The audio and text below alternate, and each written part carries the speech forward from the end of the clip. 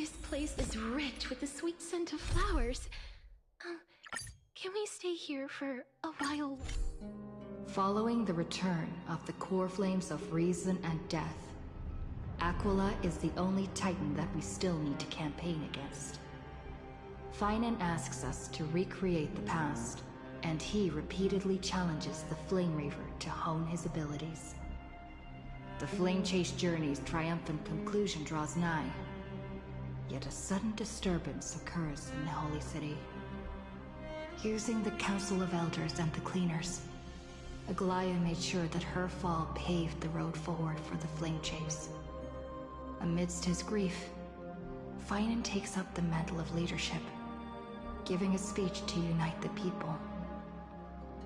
Cypher also returns on a mission, promising to protect Kefali's core flame while the Flame Chase party is away from the city. With the help of the Twilight Courtyard's last descendant of the sky, Hyacinth, the party ascends to Aquila's flying fortress.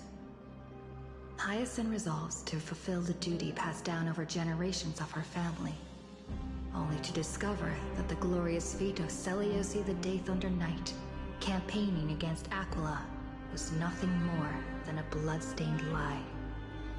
At the same time, in the city of the dead dragon's bones, Cypher contends with the Flame Reaver, who comes seeking the core flame. Though she holds out for some time, she is no match and is slain in the end. But she had already given Kefali's core flame to Spirit Thief Bartolos, ordering them to wait for an opportunity to deliver the core flame to Finan and the others. The Flame Chasers fight together to defeat the Sky Titan, which has become a combined being of the god and a mortal.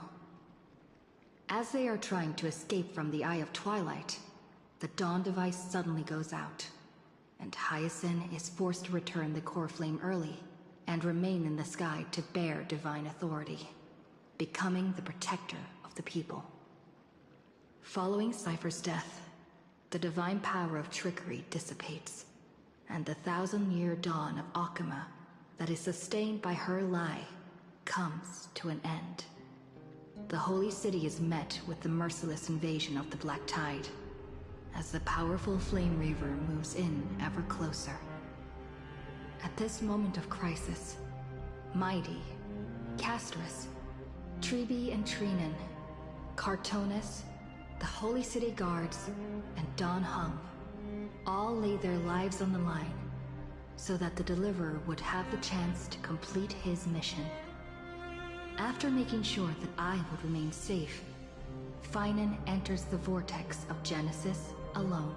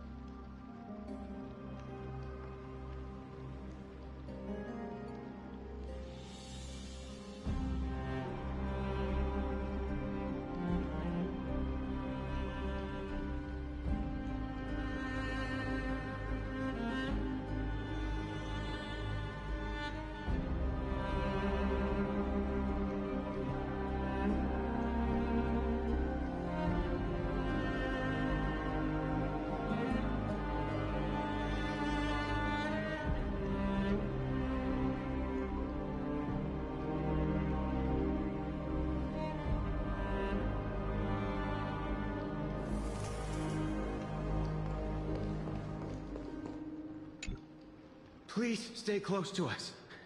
We need to rendezvous with Lord Don Hung. We will do everything in our power to clear the path for you.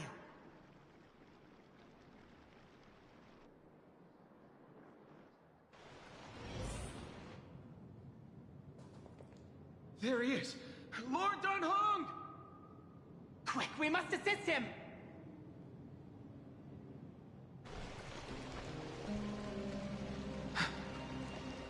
What are you doing here? Where's Finan?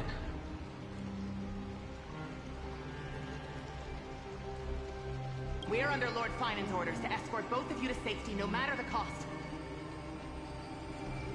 Leave this to me and the Holy City Guards. Zeph, take them and go.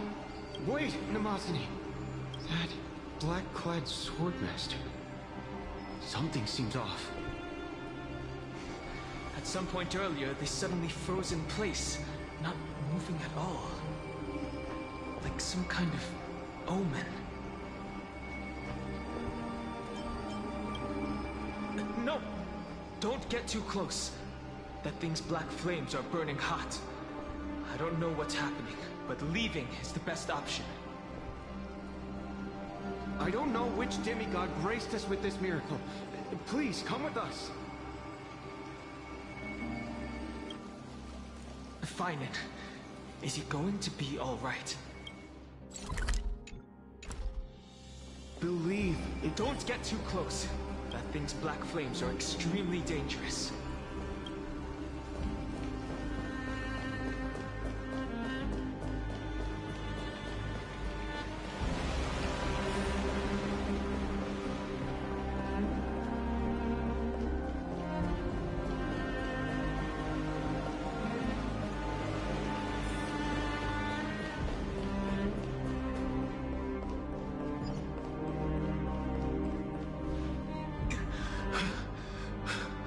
The Flame Reaver isn't pursuing us. Could this really be some kind of divine intervention? We can't stay here for long. Lady Trinan's sentry gate is just outside the city. Let's keep moving.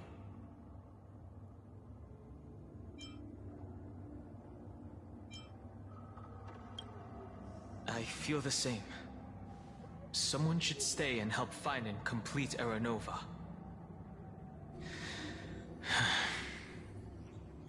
For now, let's get back in contact with the Express and plan our next move. That's the safest course of action. We need more information. On that note, I have a proposal. Who's there? I hope to convey a message to the two nameless. Mr. Screwlum? Who are you? Stand down. I order you to maintain a distance of 10 paces. It's okay, guard. This one is not our enemy. It has been a while, nameless of the Astral Express. I'm glad I arrived in time to stop that black-clad one from harming you further. So it was you.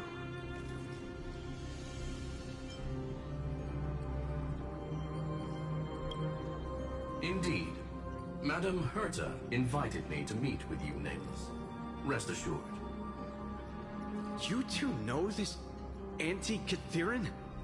Does he come from the same people as Counselor Lygus? Don't worry, guard. This gentleman is an ally of the Trailblaze. Would you mind giving us a moment to speak in private? Of course. We'll wait nearby. Please, stay safe.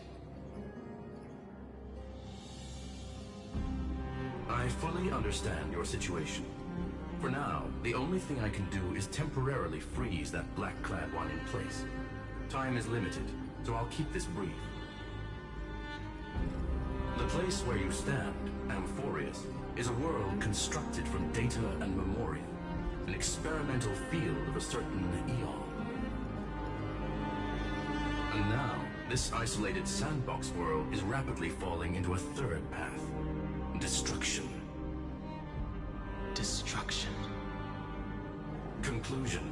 If Amphorius continues unchecked on this course, a Lord Ravager will complete its evolution and metamorphosis, and emerge from the surging tides. The cosmos as we know it will suffer irreversible consequences. The disaster that this Lord Ravager intends to trigger may be far more severe than the Law Fu's Stellaron crisis, because its goal is the Eon of Erudition. Putting aside the complex details of the inferences involved, I have a request to make. For one of you nameless to stay behind on Amphorius. acting as an informant in order to prevent the wrath of destruction from ravaging the cosmos.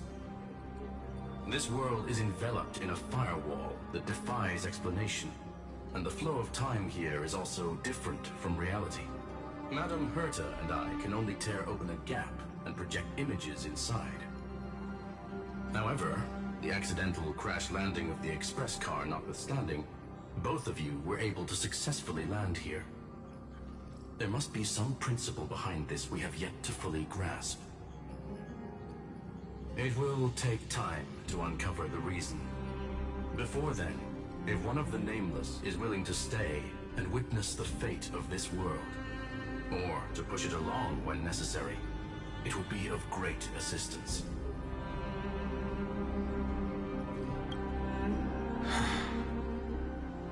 Mr. Screwlam, I believe you.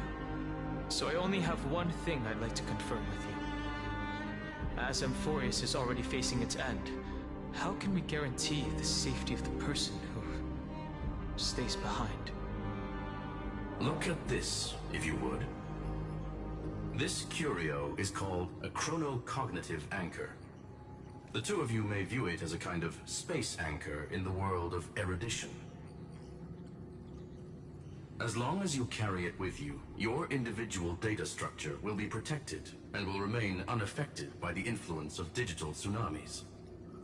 When required, it can also serve as a bridge for communications between the internal and external world. Of course, it is not curio with unlimited uses. May only be held by one person. The connection being interfered with. Decide quickly as possible. 2 final messages. 1. In Teletron, named Ligus, possibly the primary culprit behind everything. 2. Bertha discovered a clue.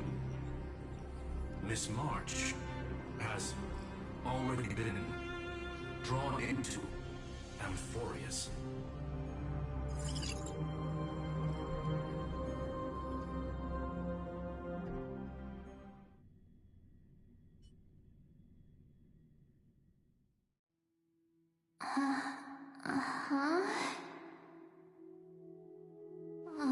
Cold. It's freezing. Hold on. Am I dreaming? This is way too strange. Everything's spinning, and I can see wubbaboos flying around. But I was literally just talking to Himeko. How did I... When did I... That's it! She warned me about this place right before Klipoth glimpsed her. Oh no. Have I accidentally walked onto some weird path? Have I done something crazy without remembering? Unless forcing Pom-Pom into new outfits and borrowing Mr. Yang's shoulder massager counts. Hold up. No way! Stepping onto the path of elation can't be this simple, right? Child of remembrance, step forth into the depths of the path space. Who's there? Hey, cut it out! If you're there, just come out and talk, okay? You're freaking me out. I can't even think straight. Hold on. Is that a gate? Cast aside your fears.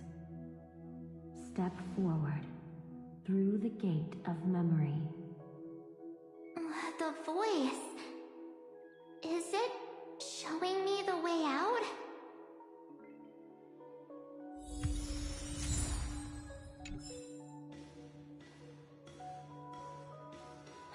No,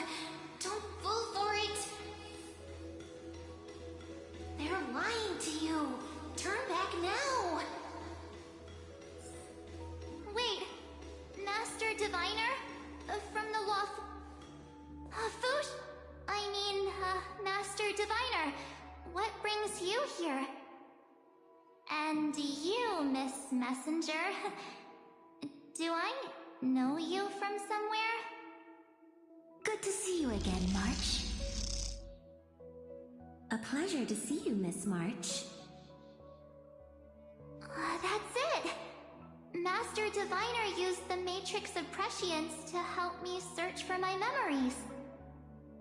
And you, Miss Messenger, we met in that memory space. You said to me, "The value of your life does not lie in what happened in the past, but in the present and the future." Your memory serves you well. March, I conducted some experiments with the 6 days ice you left us. Thanks to the Garden of Recollection, the Matrix of Prescience has made a breakthrough in extrapolating the past. Now, we might be able to bypass the obstacles and look directly into your history. The Master Diviner is right. Continue down this path, and you'll be able to find your lost memories at the end. Since we last met, you've grown much alongside the Trailblaze. You should be strong enough now to bear the weight of your past. Well, there goes my Ice Princess fairy tale. I need to know, Master Diviner, Miss Messenger, this isn't just another dream, is it?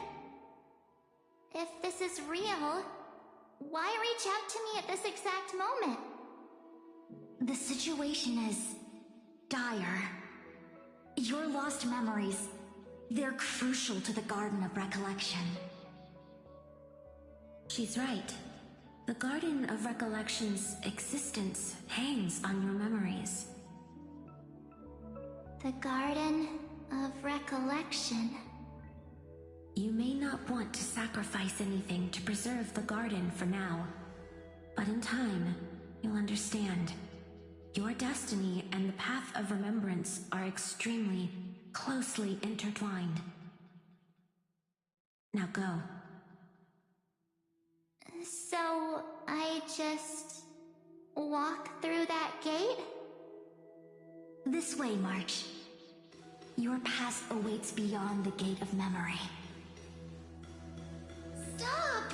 They're just mimicking people from your memories! Don't let those bad people deceive you! The gate. Now it's... you two?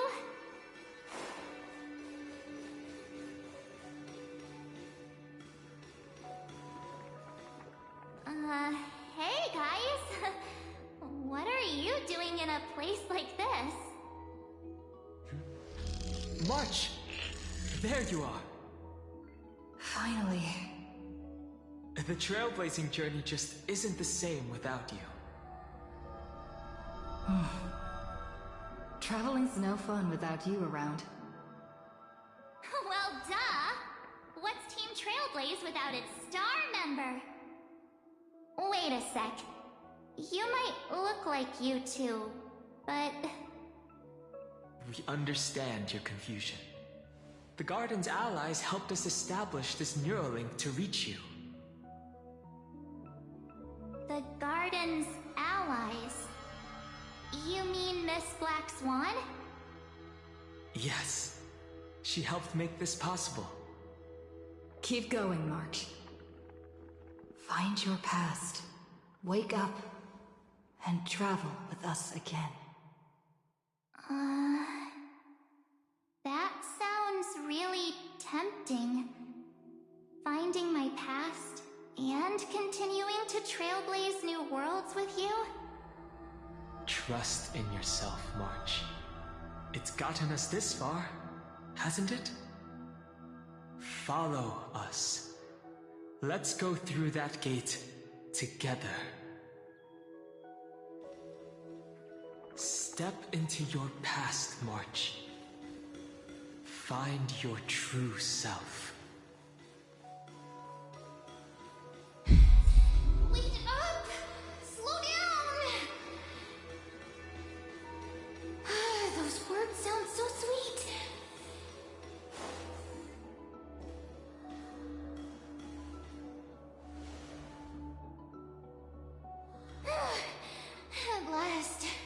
I finally caught up. Hey. Are you alright? I'll be... okay.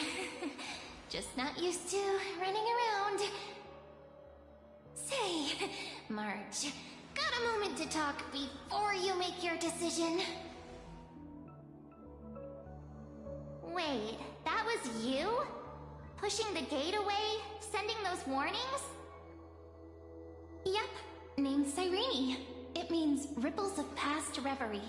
Easy to remember, right? Wait a minute. We actually look quite alike, don't we? Yeah. Your pink hair is just as eye-catching as mine.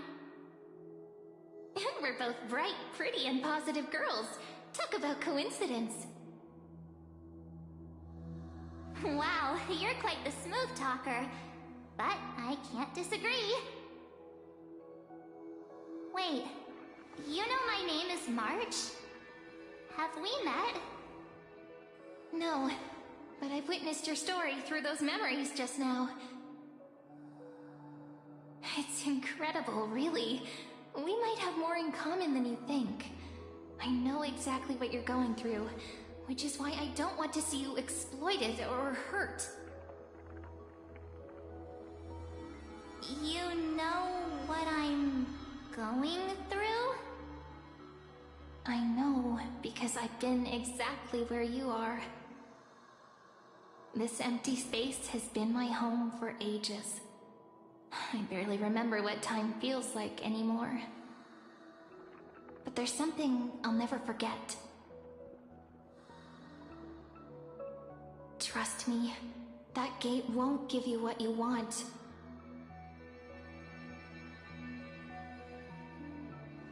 You mean those people? They're lying? Luring me into a trap? Yes, convincing, weren't they? They've studied your memories, using your deepest wishes against you. How dare they manipulate a young girl's feelings like that?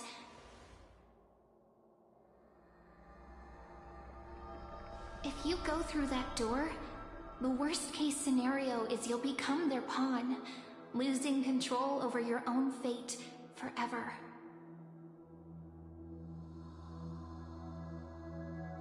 You've seen what's on the other side? I may be stuck here with missing memories like you, but I still recall fragments of my homeland where I grew up. That door leads to Amphorius. Trust me, it's anything but welcoming. For ages, I've watched people walk through that door. They couldn't see or hear my calls. The voices beyond always promised safety, but I've never seen anyone return safely. So I had to try and stop you. To be honest, I'm not sure what to believe.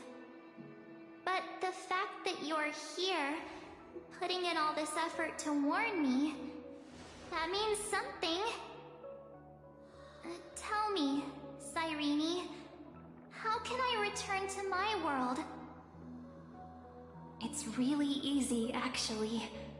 Just turn around and walk away from this place. The girl cannot be trusted. Through the door, save the garden. Both of you, children of remembrance. They never give up, do they? But don't let them sway you. Stick to your path. The return journey could take ages, longer than most lives. But that path will lead you home.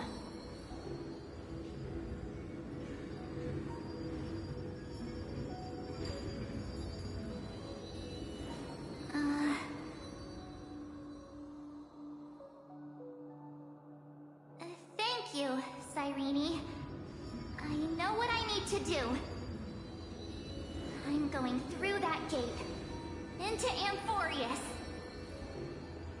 Wait, what? Don't worry. I believe you.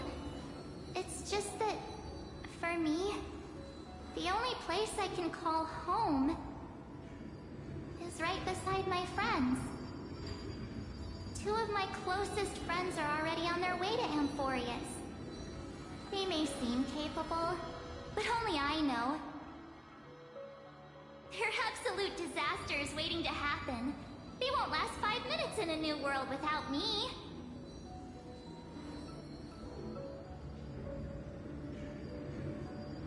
That's why I need to go through. Amphorius or not. When the 3 of us are together, there's nothing we can't handle. We'll explore, understand, establish, and connect. After that, we'll find our way home together.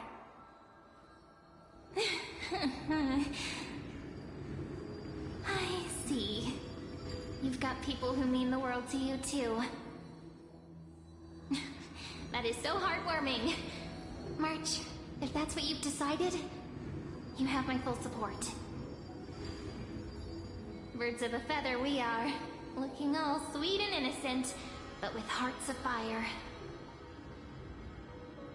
Oh, stop. You're making me blush. Well then, I guess this is it.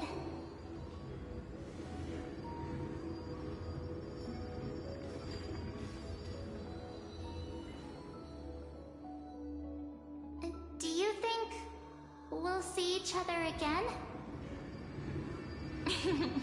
Who knows? But don't worry about me. After all this time here, I've grown quite used to chatting with my imaginary friends.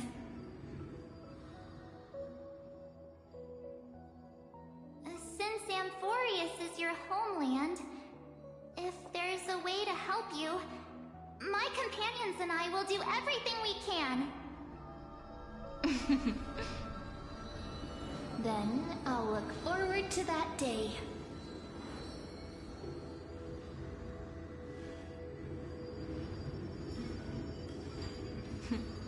Your story awaits, March. Make it an epic one.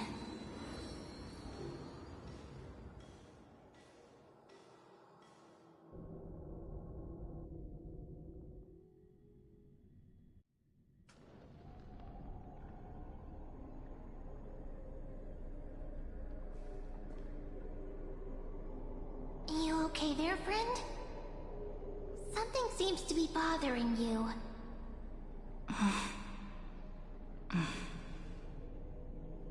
The vortex of Genesis. We made it back. Even this place has changed. Finan. Is he ready for Aranova?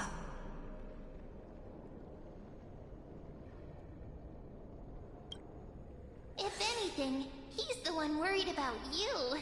But I'm here to watch over you now. If what that machine gentleman said is true, if Amphorius is destined for destruction, then I'll stay by your side until the very end. Like how you and Don Hung treasure the Express. Amphorius means everything to me.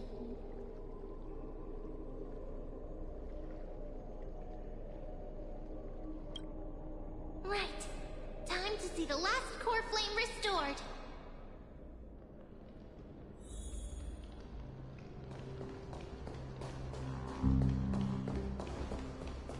Look, there's Finan. And wait. Lygus.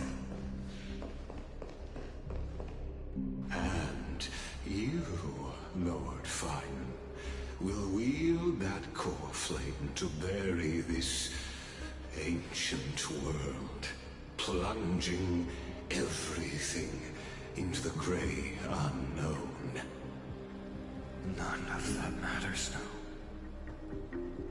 This brutal, flame-chased journey has stripped away my delusions. I know the future is in some peaceful paradise with gentle west winds, just waiting to welcome us to step in. If what lies ahead is a mass of chaos, I shall cut through it myself and usher in the first ray of blazing sunlight. Is it truly you? With one last chance to turn back, you still step forward. How befitting of a trailblazer.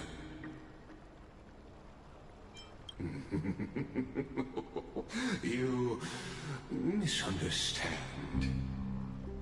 As our world nears its end, the ones who walk the infinite paths have embraced their destiny.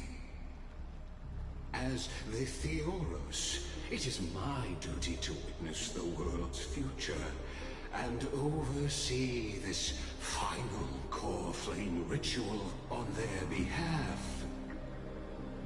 The trial of world-bearing, the ritual of Era Nova.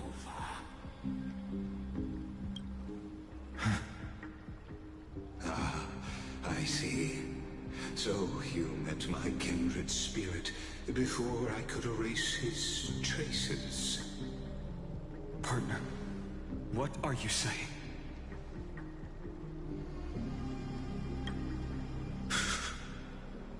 I've had my suspicions. How does a native Antikytheran know so much about repairing vehicles from beyond the sky? Lord Lycus, how much do you truly know about Era Nova? Tell us everything.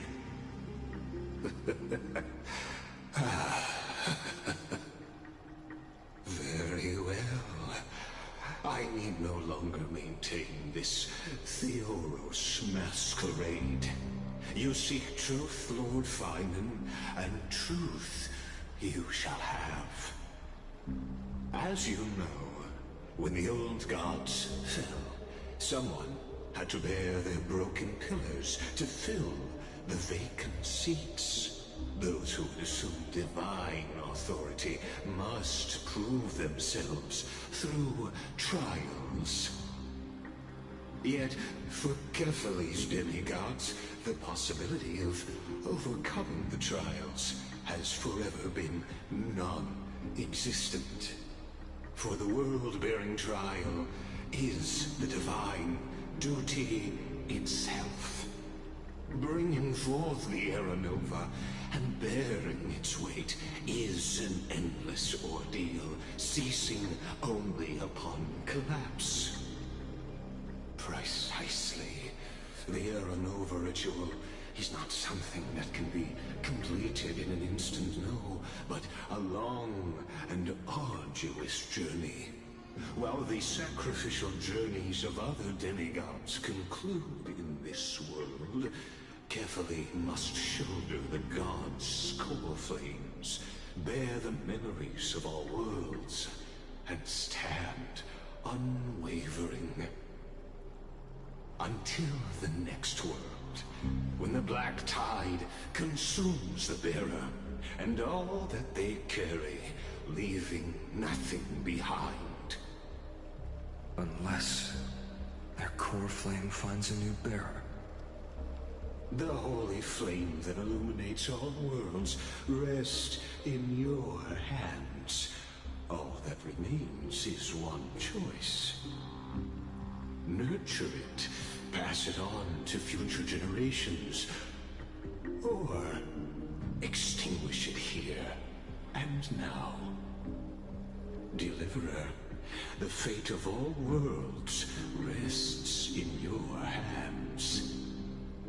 Enough testing. I've made my decision. But before I ignite the dawn of the next world, you need to promise me something. Two things, actually. Speak your terms. Promise me this. Professor Anax's vision of the new world is absolute. The world will be reborn from my memories. All souls, living and dead, will return as the first humans, unchanged from their past lives. And my friends, the fallen demigods, they shall transcend the cycle to become new titans. Our heroes shall not have died in vain. Of course. This I can guarantee. Good. The second one. Promise me the Trailblazer can return safely to her homeland, unbound by Amphorius's laws. My apologies, but I cannot promise this. As you mentioned, she now bears the Time Titan's authority.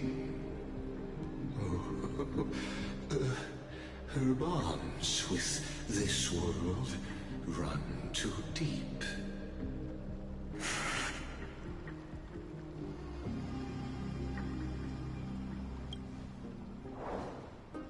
Well, I stand corrected. An outsider like her does have ways to defy destiny. Thank you, my friend, for everything you've done for this world. Though the next world may not remember, I shall never forget. As the Theoros, I declare, Amphorius has determined her path. Step forward, heroes. Follow her path and see it through.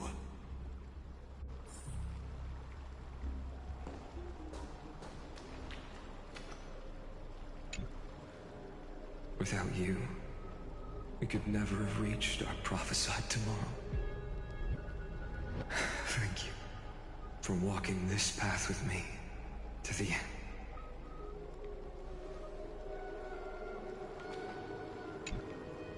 Behold, oh gods, Amphorius has achieved her victory, and the Era Nova approaches. The Radiant Soul has arrived, having walked through the bustling nights, bearing the golden fire and blood, stepping with pride into daylight. He is the pure child, walking upon the path of yesterday, today, and tomorrow. He is the first to be born, first to be named among the nameless. Eternal in form, limitless in reach. He treads the endless night underfoot. Greatest of kings. Protector of the displaced. Raising humanity's children above their adversaries.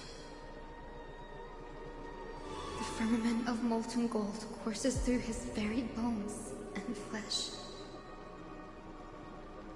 The greatest of schemes reveal against his breath and words.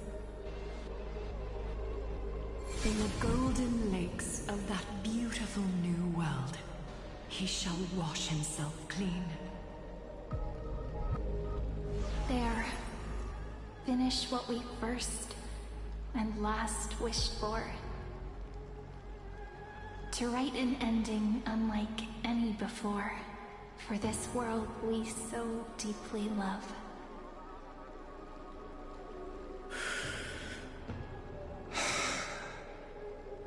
Come, partner. Join me.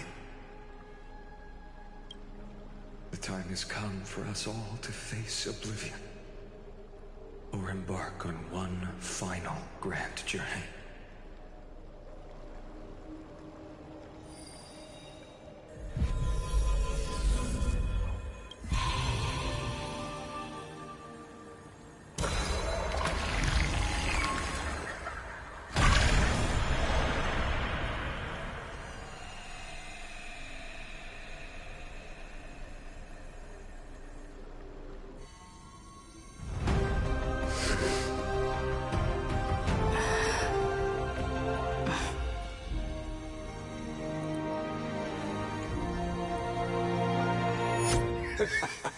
What a magnificent and epic adventure.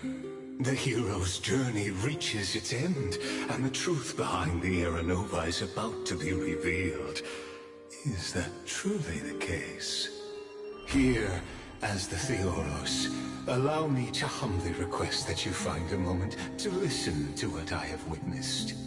This is about the nature of Amphorius itself, a story of the prime mover of life. My, what a broad topic this is. Where shall we start? Got it. Let's start at the very beginning. The Big Bang, the birth of particles, the emergence of all things. Just kidding. What I mean to say is that time, space, matter, all concepts exist solely because we perceive them.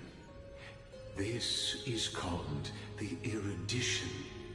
Without it, the universe would merely be a chaotic book written by chance, yet unread by anyone. As your acquaintance, Lord Anaxagoras, suggested, everything in Amphorius exists through new spores, living in the memories of those yet to come. Oh, how beautifully it aligns, revealing universal truths in such simple terms. Only he could solve the riddle of what exactly are we? Oh, but you'll remember, even as the embodiment of reason, one mystery remained beyond his grasp. If that is the case, whose memories did the very first new spore sprout from?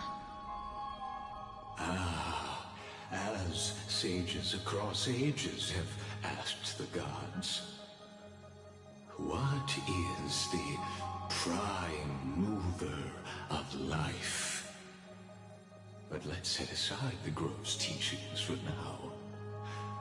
Look further, past Amphorius, to what they call the Forbidden Realms, beyond the sky. Do you know of the Scholar's Strife?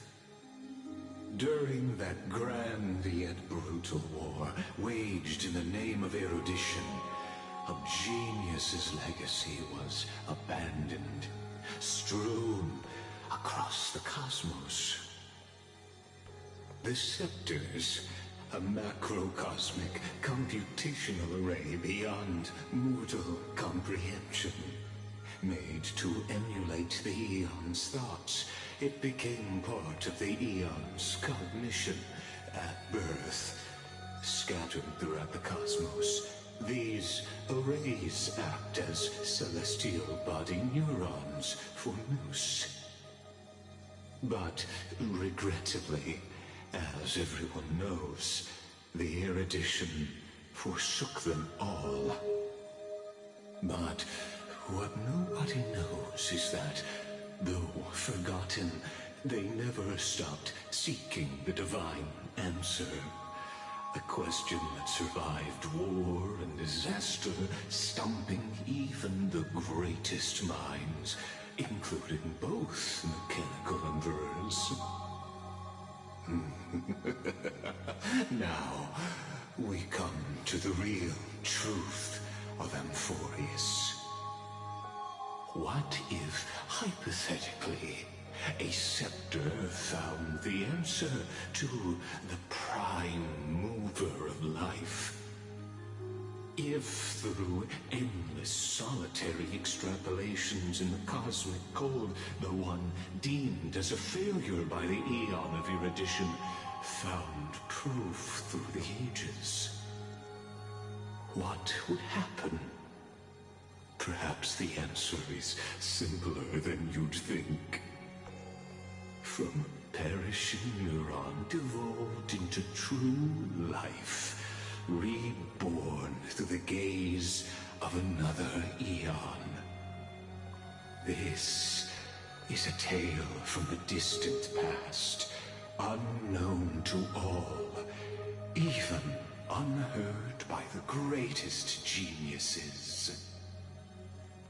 Now, let's leave the Scepter's story here, returning to where we began. What is the prime mover of life? Actually, you know the answer better than you realize. It's been by your side, accompanying you throughout this long journey. Right now, it awaits you ahead. In that brave new world, beyond the end of Genesis.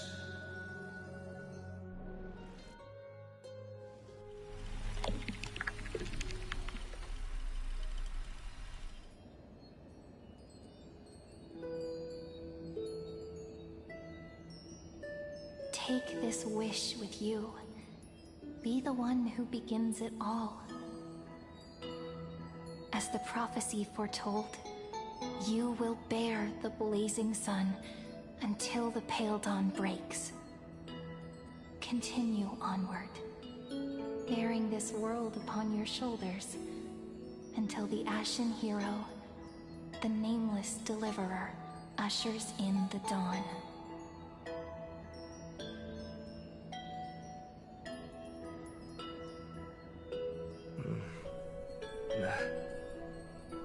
Such an odd dream. Strange. Like I've dreamed this before, but it all slips away when I wake. Only a voice remains. Who was that?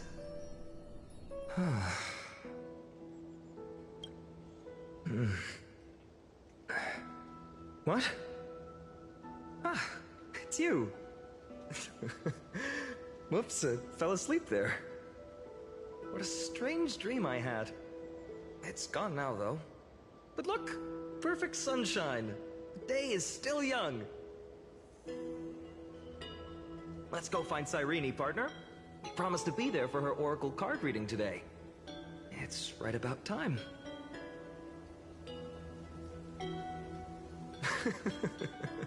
Looking at you, someone's still half asleep.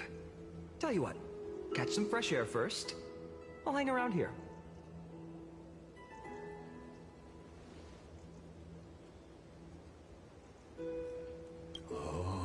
Beautiful, isn't it? This is Ide Celestii, home of the nameless hero who carried Kefali's core flame. When he was young and innocent, he had heroic dreams, imagining his wooden sword was forged of iron.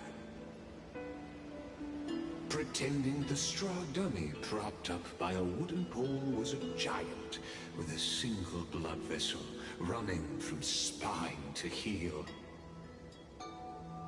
Dreaming of slaying the giant and becoming a hero to save the world, though to his young mind, the world was just this small village.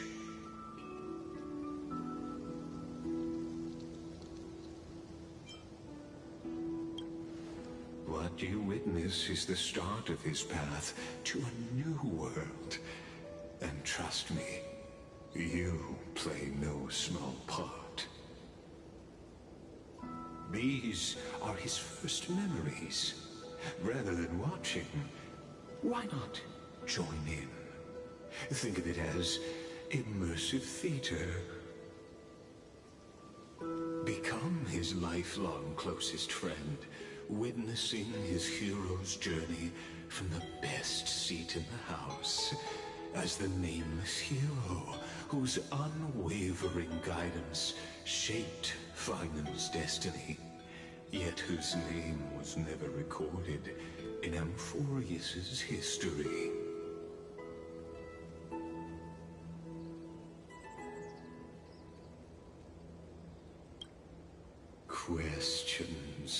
questions.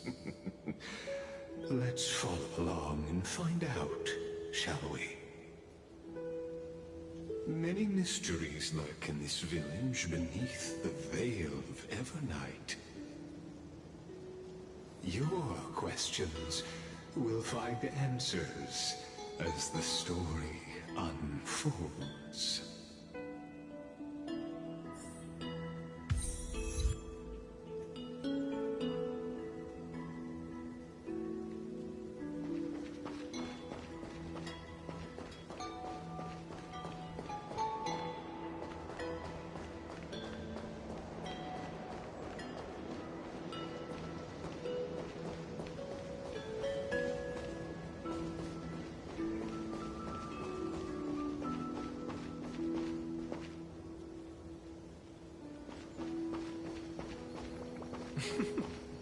All awake now? Great. Let's go see... Finan! Show me how to use a sword like you do! Wait till you grow a bit more. Hey, Finan! Where are you headed? No Cyrene today? That's exactly where I'm going.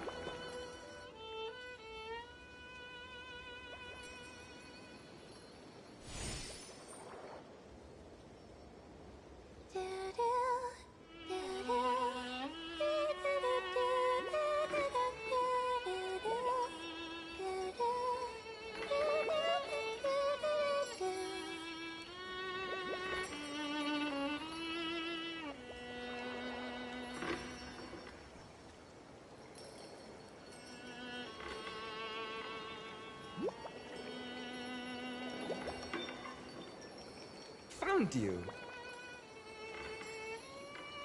That...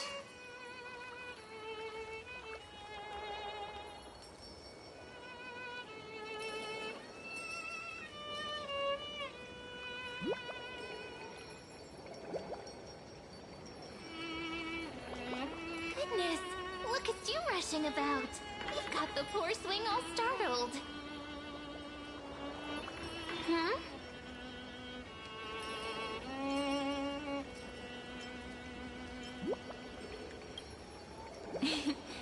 It's that deja vu.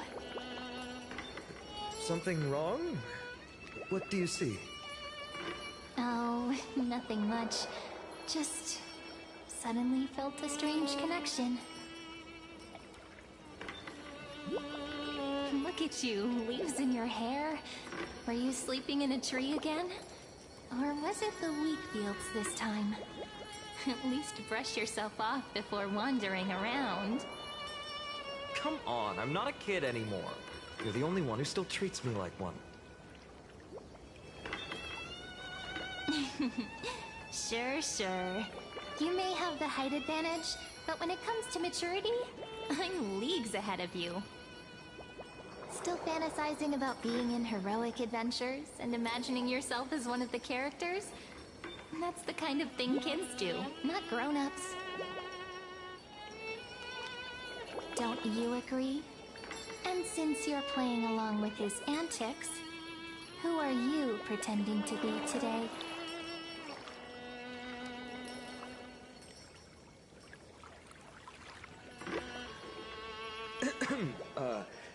Well, she hasn't decided on a character for today yet. How about we stick with the usual?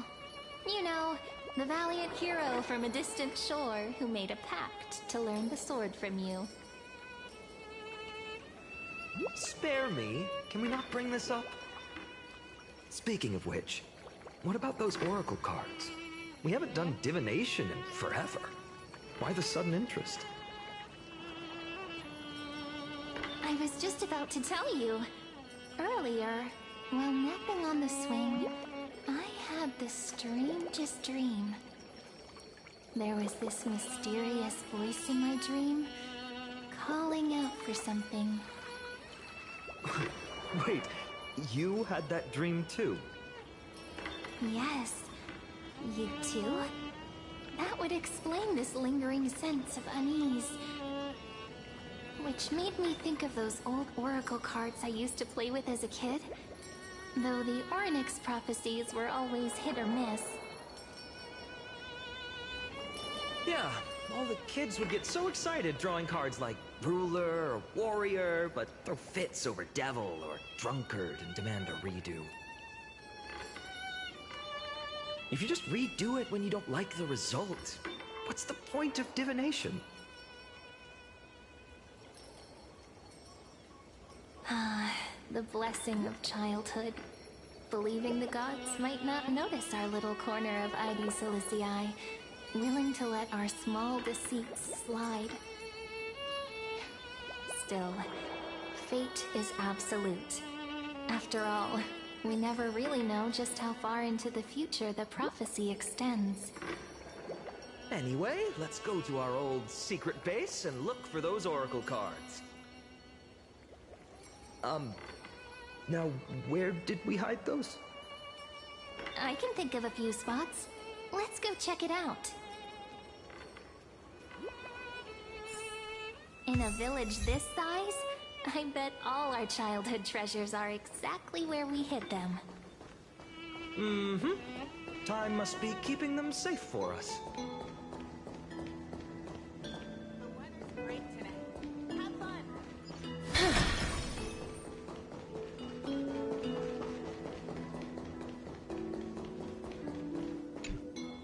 In the sunlit barn, amid the scent of ripened wheat, they found various fruits hoarded by squirrels. And a wooden figurine, missing arms and legs. My unfinished little soldier? After all these years! Hey, this is the one Mrs. Pythias confiscated. Finally back in my hands. Finan, Cyrene, where are you two headed? Speak of the devil. Mrs. Pythias, is school out already? No classes today. This morning, I used fallen leaves for a reading, seeking Orynyx's wisdom. They warned of potential injuries, so I gave everyone a holiday. Besides, it's harvest season. There's plenty of other work to be done, even without classes. With you being our only teacher in Id Silicii, you must be working so hard. Anything for my students. I don't mind the work. When you travel far from here, you must visit the Grove of Epiphany for me, to see what a true haven of wisdom looks like. By the way, what are you looking for in here? You've been searching quite thoroughly.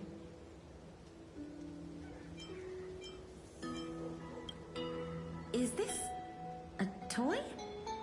Really now, aren't we past the age for these? She doesn't remember, huh? Oh, this little soldier's coming with me. All right then, I should be going. It might rain tonight, so don't stay out too late. So this is where the wooden figurine you carved during class ended up.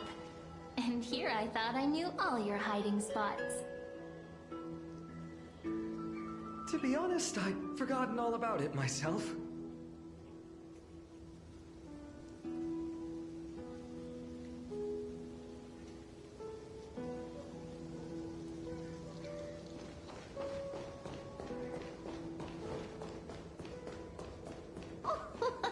Slow down, kids. You'll trip. Thank you. We'll be careful.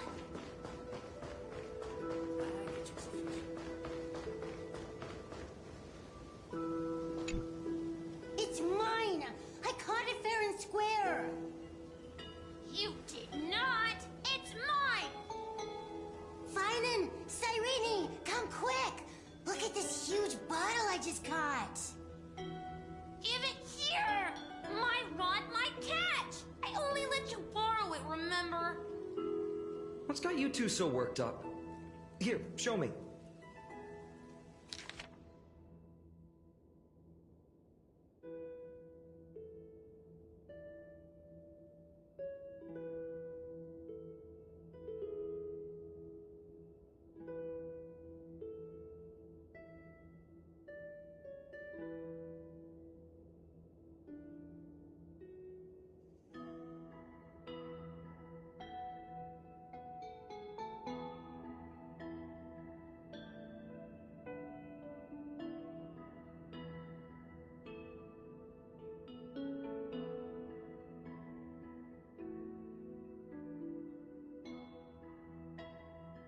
Wait a second. This is my old wish in a bottle. How did it end up here? Ooh, I wanna see what a little find and wish for. Not happening. This stays sealed. Kito, Livia, dinner's ready. Coming, Mom! Finally, I'm starving. See you later. You know what's funny? I really thought tossing that bottle into the sea would carry our wishes beyond Mydei Celestii. Maybe even bring something back to us. Never thought the waves would end up pushing it back ashore.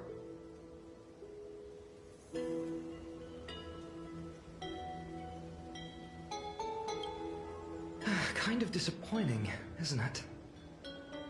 No sign of the oracle cards.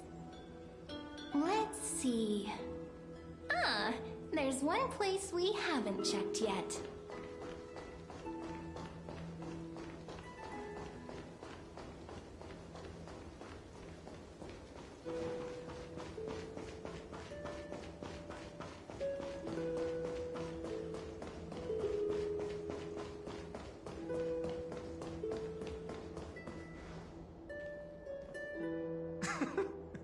Those were the days. We'd always meet either by that statue in the village or right here. Right? And I remember you never used the front door when you wanted me to come play. You always climbed over the wall. You were such mischief makers. Just like a certain someone who has a habit of showing up unexpectedly. Right?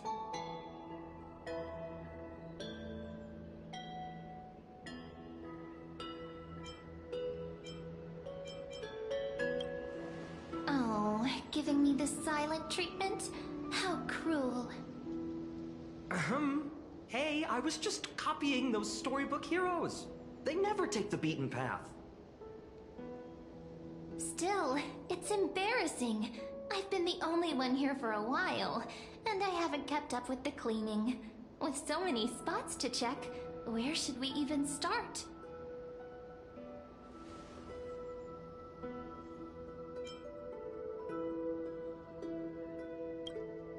Leaves have taken over the courtyard. I know. We wouldn't want your clothes getting dirty. Leave the dirty work to me. That's not what I meant at all. All right, let's split up. I'll handle the yard. You check the upper floor.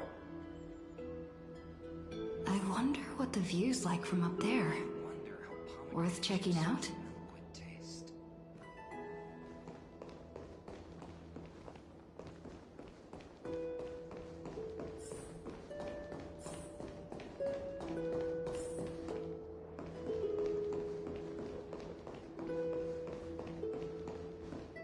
The girl before you carries an air of mystery, her secrets elusive, yet her demeanor toward you is exceptionally warm.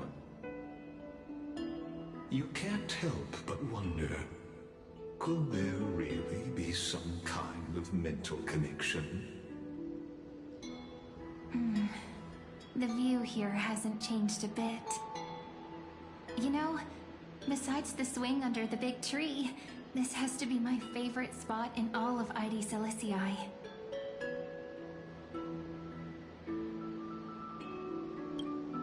You can't help but want to hum one of those old songs we used to sing. Why do leaves and branches grow? Which way does the wind blow? They always said I'd become the next priest of time, just because I heard prophecies as a child. The more divinations I do, the more doubt creeps in. I want to believe the prophecies, but actually leaving Mydei Celestii. Where will that waiting ship take us, I wonder? Here they are, the oracle cards.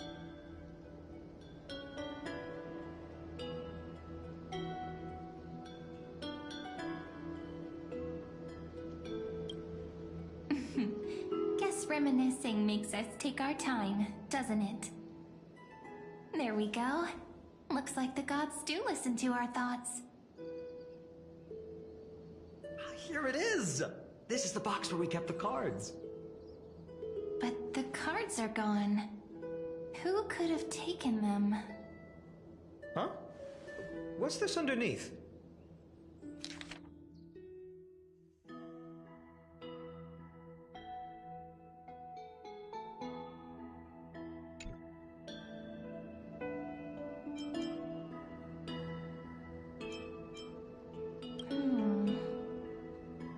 I see now.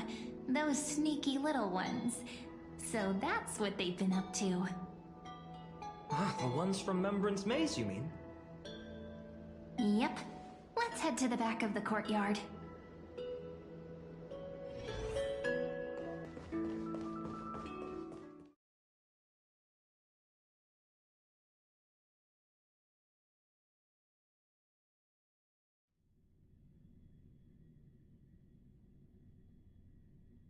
Wow! Look who's finally back, Memmy!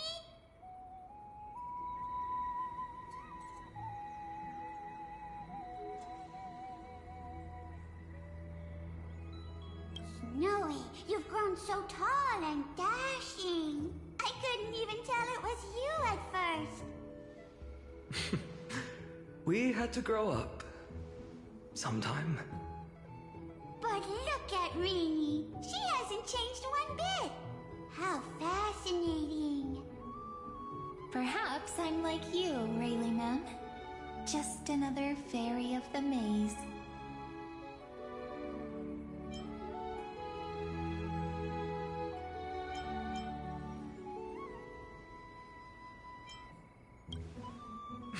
Di? Rayleigh Mem's always been this lovely shade of lavender. Doly Mem, Rayleigh Mem, Mealy Mem, Folly Mem. I've missed these cute little troublemakers. We used to gather around the fire, singing and dancing, imagining all our future journeys. Without coming back here, those memories might have faded away entirely. Oh, how could you, Snowy? You swore you wouldn't forget about us. But you were gone so long, you almost did! Oh, he's just copying those bards from his stories, being all melodramatic. He couldn't forget about you all, even if he tried.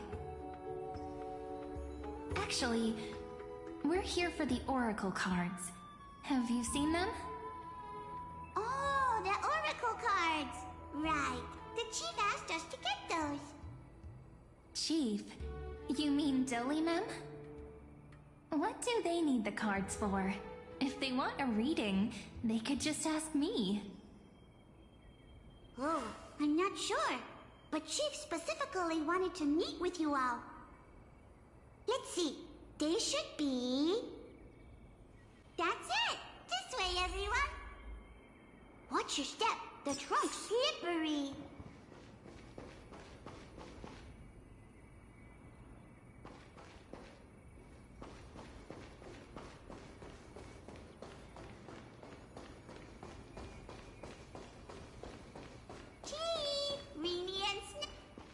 Why do leaves and branches grow?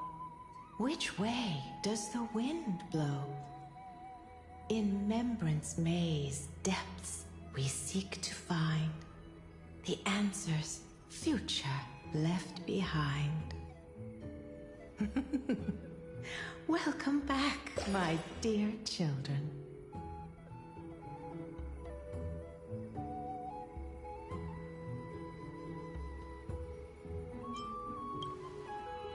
How about we hear what the chief has to say first, my impatient friend? Oh, Chief, you haven't changed a bit. Still so full of life. Oh, no need to fuss, my child. You haven't forgotten, have you? As long as our songs are sung, the children of the maze will live on. Just as our paths stay forever linked. Here, take it.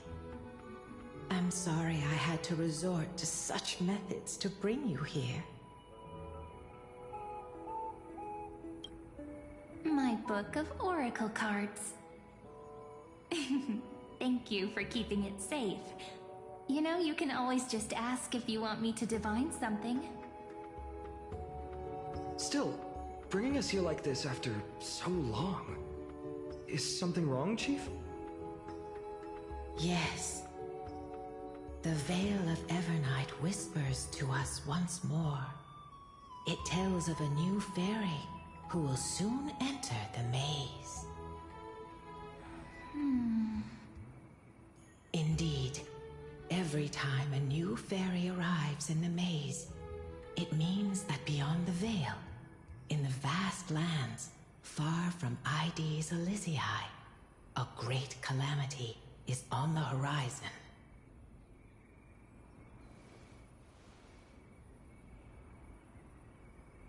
But if that's the case, our journey... Will have to be cancelled. If disaster's coming, we should stay in Ides Elysiae just to be safe. We weren't planning to be gone for long. Just enough time to hone our abilities. Finan would train in Castrum Kremnos, while I would seek the Fake Titan's blessing in Yanisopolis. Then we'd return to Ides Elysiae to help keep our village safe. It's okay. I can still practice my swordplay here. Some things you can learn on your own. Well, probably. That's not very convincing. Here's a thought. Let's have Cyrene do a reading. If fate wishes to show us its path, we might find some peace of mind. But what if we don't like what the cards tell us?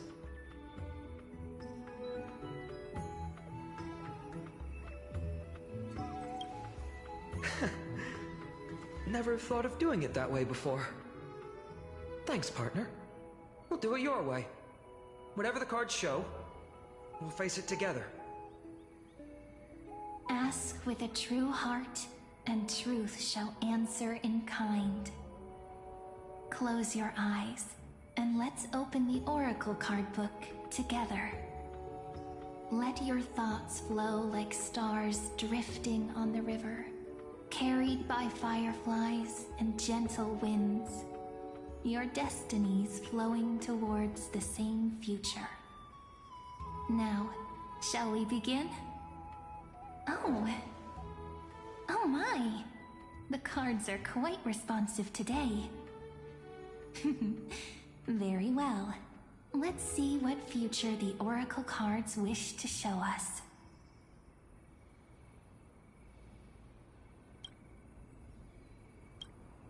Behold, the Weaver.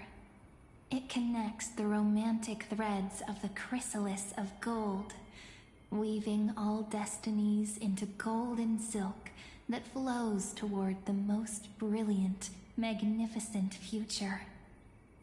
A dance of thread and blade set the stage. So shall it end as gracefully as it started. Such elegance. The Gold Weaver must be of noble birth. Such high standing. I doubt someone like me could ever reach it.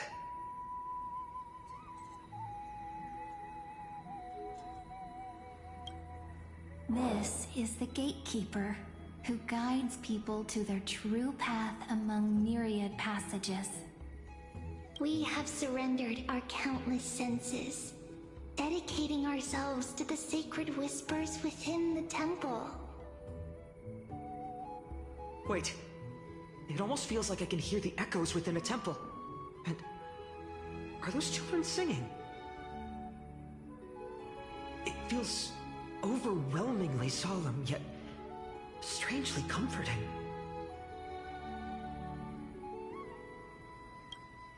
The ruler stands for discipline, authority, and glory, but frequently also points to isolation and warfare. Even should you pledge your loyalty to me as the last sovereign, the glory shall be mine and mine alone. He who has slain a king can no longer bear the title. Let the withering lion walk his last path alone. Is this showing us a ruler who forsook their people? Stories of such bloodshed like this feel so different from Mydei's Elysiae. But they sure can stir the imagination.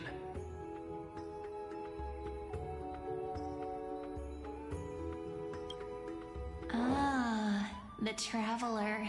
Our little trickster. Always hiding behind other cards, disguising itself. What a rare catch. Over here! Or perhaps here! Gotcha!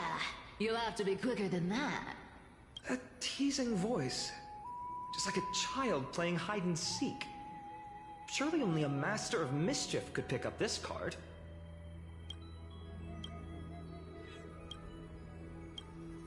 This card, the Servant, is surprisingly light, bearing the cool scent of Antilla flowers, just like starlight. It symbolizes new life and hope, yet often brings to mind struggles, sadness, and loss. These precious flowers I care for with my own hands. Are they destined to bloom only in death's embrace? It sounds so solemn, yet tinged with an inescapable sorrow. The humble healer may seem gentle in hue, but its courage matches any other, strong enough to melt even the coldest ice. I will do my best to help you mend all fractures and let sunlight shine on every corner of the world. Make a pinky promise with me. No more going back on your word. Hey, this card really speaks to me. It makes me want to protect as much as I possibly can. Still, protecting everything, everywhere, seems like a dream. What amazing power would you need for that? Behold the scholar, bearer of many names, the grand magician, the great performer, the eye of wisdom, and the defiler of Circes. Oh, there's just one card. With all those titles, I was expecting a whole deck. A Dromus draped in finery will suffice. It's succinct enough to best summarize my true nature. Wait, what's with that condescending tone? It's almost as if it knows what we're about to say.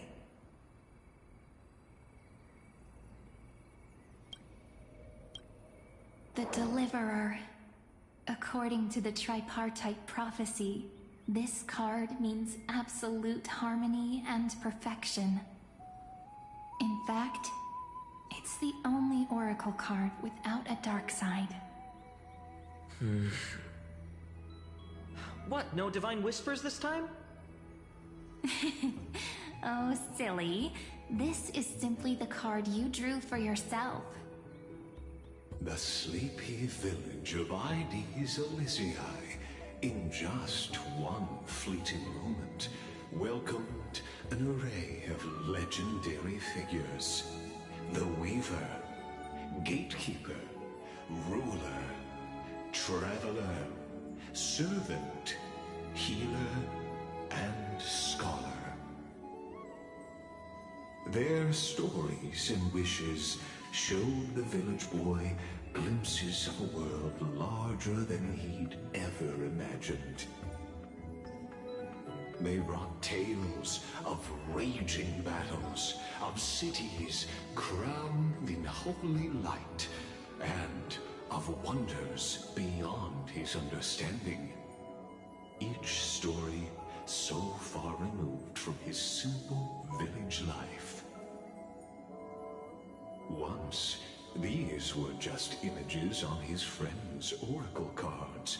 And yet, destiny now stirs in resonance with the maze. And now, they are right in front of one's eyes. The Deliverer? This card again. Ah, my child. It seems you're destined to bear the wishes of many, to answer the world's call. Bear their wishes? Yes, just like Kefali, standing eternal atop the mountain. My parents...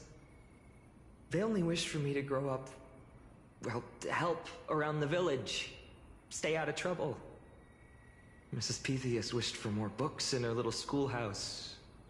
Wanted us to all learn and grow. And little Piso, he wants to grow up strong like his father, to become a hunter. Is that my purpose? To fulfill their wishes? Perhaps. For a true deliverer, such wishes are but droplets in an ocean. After all, Kefali bears the weight of the entire world. Right. How could any human possibly measure up to a Titan? I wonder too. Perhaps... What's this? What you see are futures written in the cards. Or rather, the people you'll meet on your journey. Sometimes, fate can guide us when we're lost. Let's consult fate itself. Maybe then we'll know why we must take this path. And learn just how many burdens one must bear to become a true deliverer.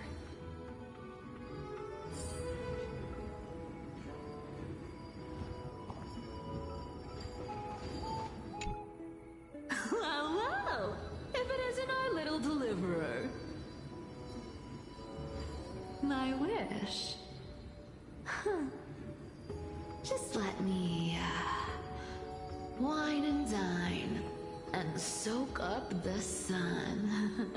For another millennium or two. I mean, what's the point of dying rich, if you never lived rich? Right, Princess Homebuddy?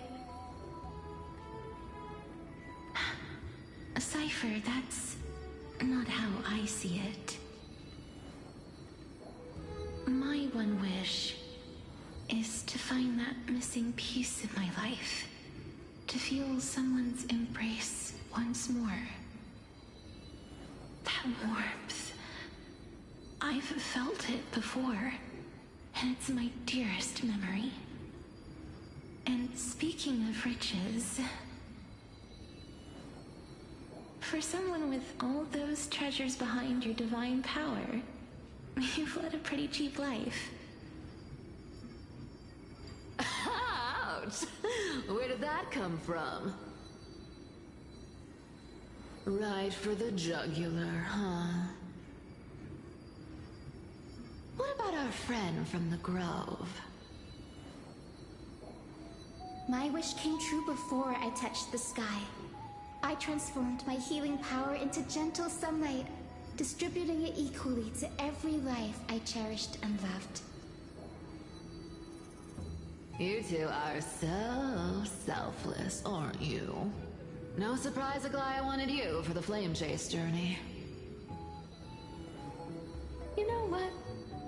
I did have one wild dream. To know what it feels like being born a noble lady, drowning in riches. Just think, if I traded places with that seamstress, me in the mansion, her on the streets. I'd like to see if she'd still become the gold weaver then. Maybe I'd even take her place.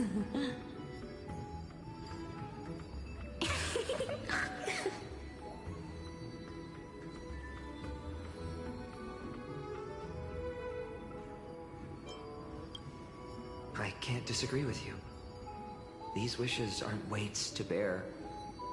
They're like those candy wrappers the Ides Elysiae children love, shining even brighter when bathed in sunlight.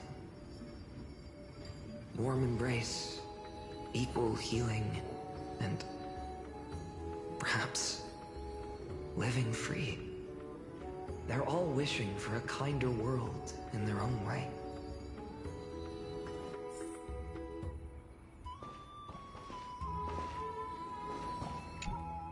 Personal wishes? I have none. Only the Era Nuva matters. The world's rebirth. Yet, if I am to weave a new era, then it may be one where kindness and her cleaners shall never tread. These crawling parasites have no place in Akama, especially not under the deceitful claim of human rule. That noble lady, the way she speaks, it's like ice in my veins. Huh. Not exactly the warmth I'd expect from someone selfless. Teacher, perhaps you could share your wishes with us? Oh, Snowy. You want to know about our wishes now? I wish to meet Trian again, in the sea of flowers where the west wind ends. And Aggie, I want to see you shed that golden thread cocoon around your heart. Just once more. Smile at us again like that bright-eyed girl in white who stood before the Yanisopolis temple. Finally, I pray that the footsteps of lost souls no longer wander aimlessly. Instead, replaced by the bright songs of prayer. Are we wishing for too much? Well, let's say these 3 wishes represent Trian and Trinan too. Those wishes are truly wonderful. They even stir something deep inside me. Then we can rest easy, because only you can make these wishes come true. Only me? Mark these words, Snowy. See you tomorrow.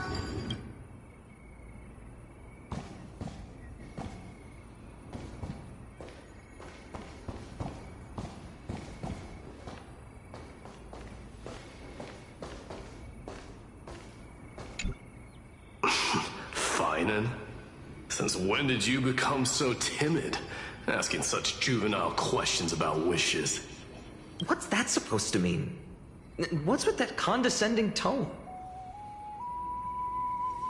No way I become friends with this half-naked show-off, right?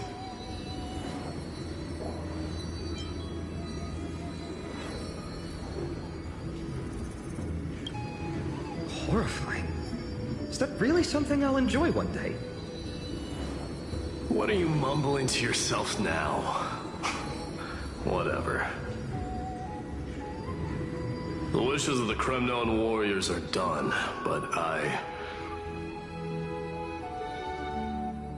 survived 1,000 deaths only to fall to a coward's blade.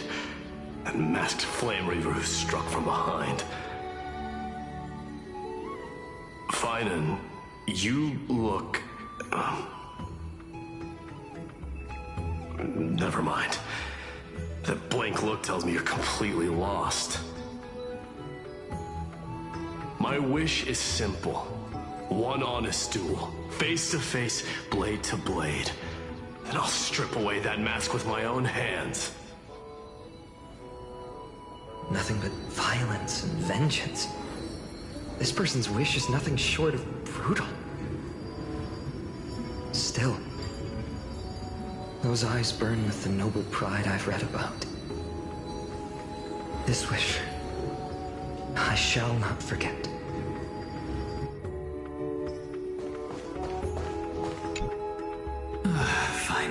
my student. Must we go over this again? Listen well. I detest the word wish. It reeks of mortals crawling before their gods. My life's work is done. All that remains is for you to take the final step and prove the ultimate truth. I, Anaxagoras, shall become a god of the new world. Through irrefutable logic, I will prove that mortal wisdom can achieve divine greatness. Isn't he, you know, a little... I mean, I just daydream about hero stories, but he's fantasizing about becoming a Titan?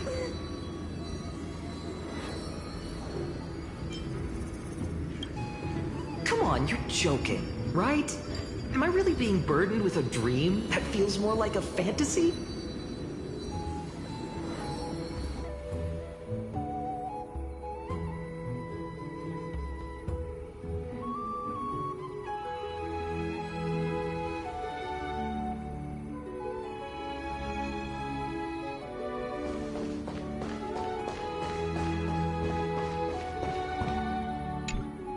So tell me, has the uncertainty in your heart begun to fade? So many faces in my future. So many wishes. Still, why would fate choose to show us this path? What's weighing on your mind?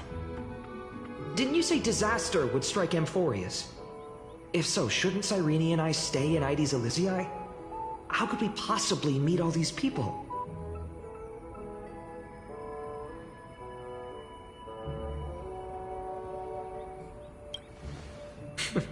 That's wonderfully optimistic. I like it. Cyrene, may I have that deliverer card? Of course. But why? Although those voices, visages, and wishes may seem far away now, I can't ignore the sense that something is calling me, bidding me to take a hold of it. Maybe its true weight can only be known once it's in my grasp. In that case, accept this gift. Oracle cards carrying time's wisdom, blessed by Orynyx. May they journey with you, become your memories, and spark rippling waves of change in times to come. I'll hold these words close to my heart. But now that I'm holding them, they don't seem all that different from ordinary playing cards. What? What's happening? Everyone, we've got big trouble, Mimi! Burning, smoke everywhere. It's all coming from beyond the maze! What's going on? It's here. The seeds of disaster have already taken hold, sooner than we had foreseen. This time, not even the veil of Evernight could shield us. You mean Ides Elysiae will be swept up in the prophesied catastrophe? I'm afraid so. My children, take shelter in the Membrance Maze. One step outside, and this horror will consume you both. But my parents, the whole village...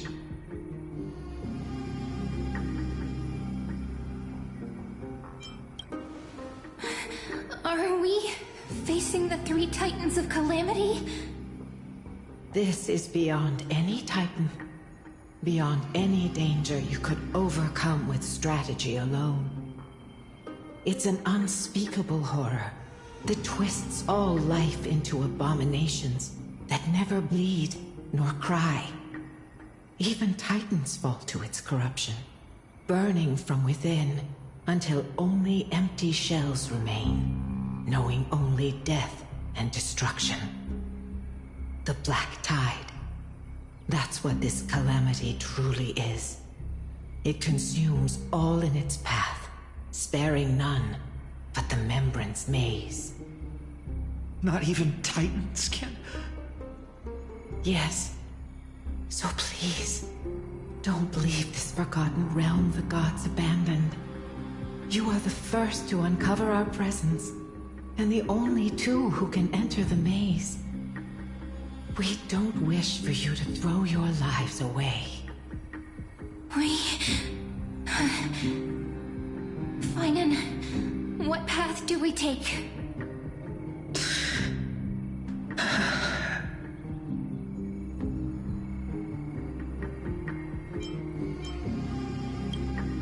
I learned the sword to protect those close to me.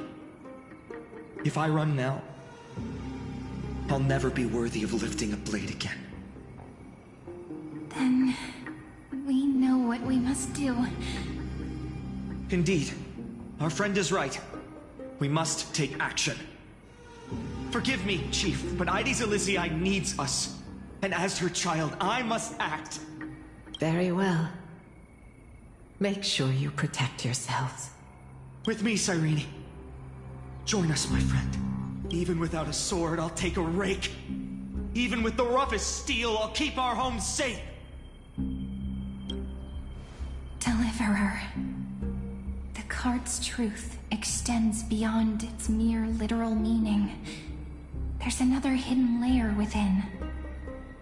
Not someone perfect from the start, standing high above, casting merciful gazes upon the world.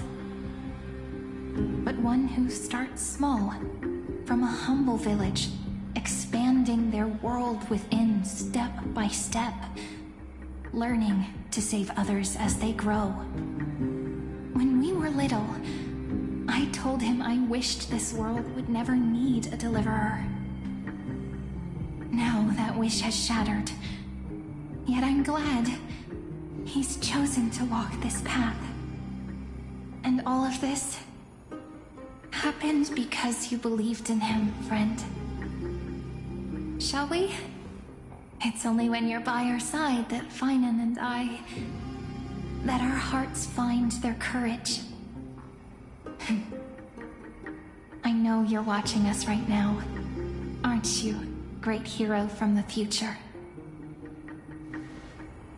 Oh, deliverer. Such cruel irony. Though destined to bear the world's burden, this boy can never become the hero to bring forth the dawn.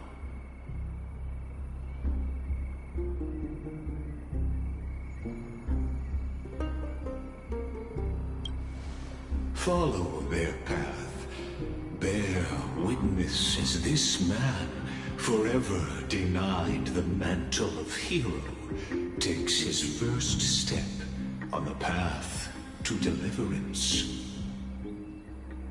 Watch this memory play out its final act. See with your own eyes how everything began. Then you'll see why his dream of deliverance was always destined to become this world's requiem.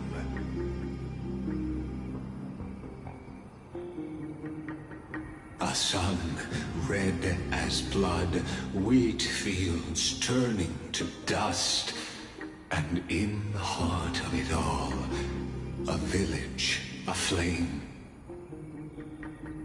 In that moment, the boy stood in what felt like the end of existence itself.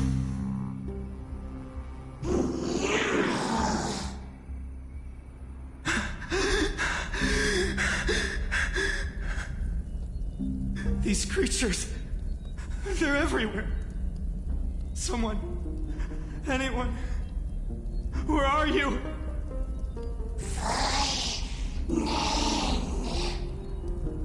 No.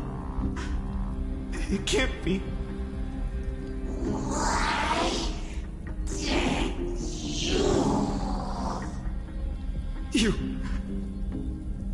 Are you talking to me? I don't want to die. Weren't we best friends forever? No. That ribbon. Olivia. No.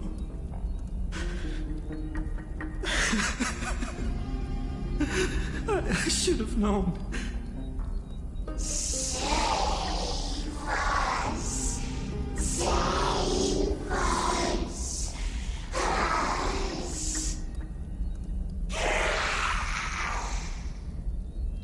Please. No. Stop. Please stop.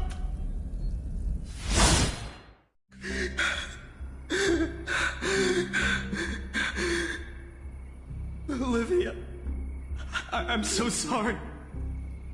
And these monsters, they're all... Why? Why is this happening?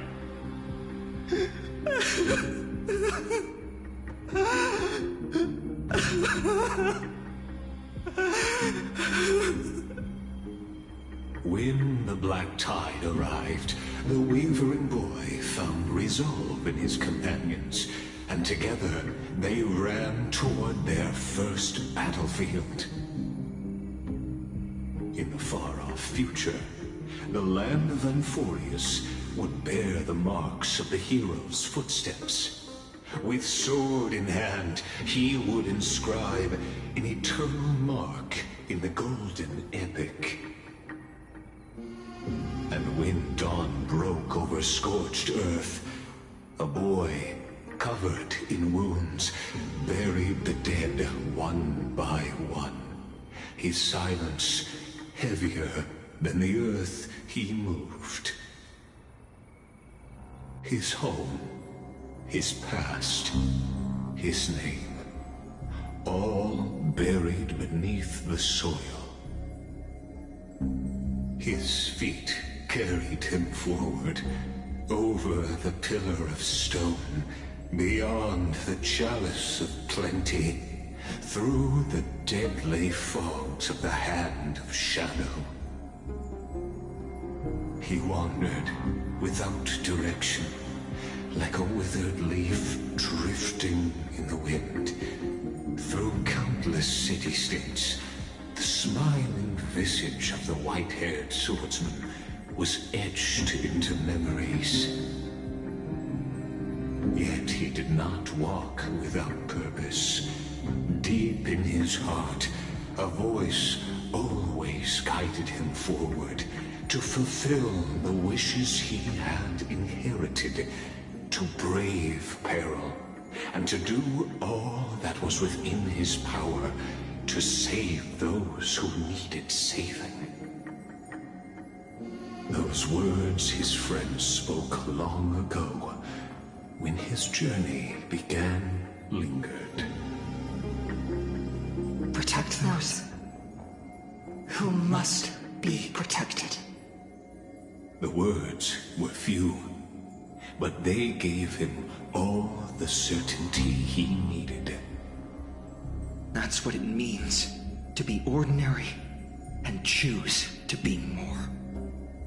Onward he walked, until the call of the flame chase journey thundered across the land.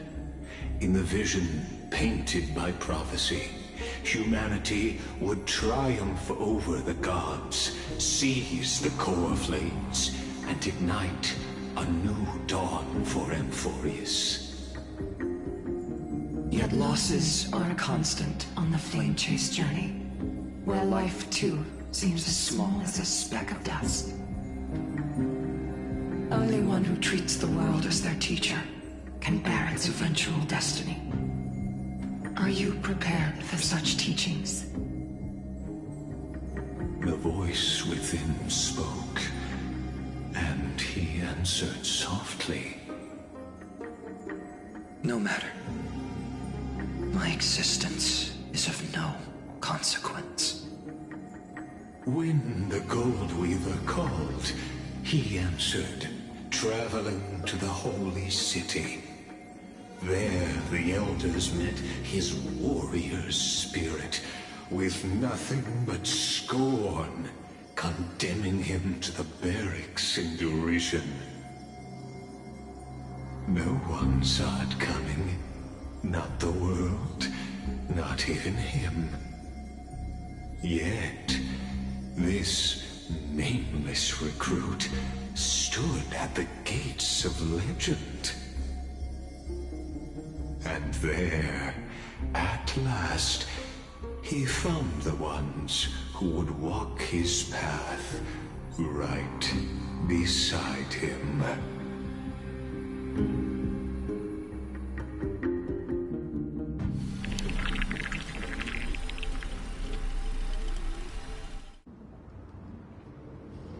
This is the abyss of fate. Hold on. Finance here too? And is that Mydei and Trinen?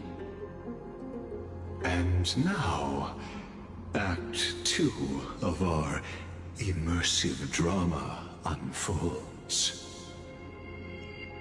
They're evacuating the temple. Why now? Are you insane? That blonde man is the Crown Prince of Krymnos. Mess with him, and every last person in this city could wind up dead. Calm yourselves. The Holy Maiden has everything under control. We need only wait patiently. Behold, it is the month of Gate, Light Calendar 4926. The Crown Prince of Krymnos, Mydei, has led his forces to the gates of Akima. As you know, though Mydei was proud, he did not engage in needless violence. He challenged the elders of Akima to a duel, not for glory, but for the rights and dignity of his people, to ensure they wouldn't live as second-class citizens in foreign lands. After Aglaya's mediation, Funden met Mydei challenge as the Elder's representative. This duel was to change the course of the Flame Chase journey itself. So, as Finan's most important companion, his lifelong friend, please continue to bear witness to his memories.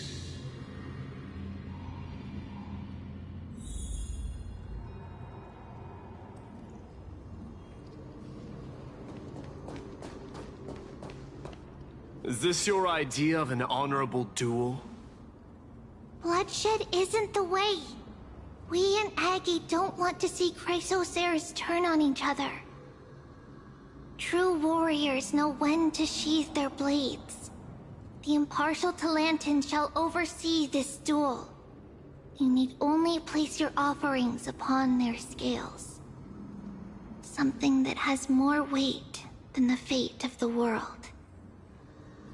Which means only those who understand the world's weight are worthy to carry it. Is this how you plan to test our convictions? Well, Krymnoan, looks like you won't be able to punch your way through this one. It makes no difference. One last chance, new recruit. Walk away, and I'll spare your life. Otherwise, come and face me. I'll give you a warrior's death. Hard to imagine they once clashed like this.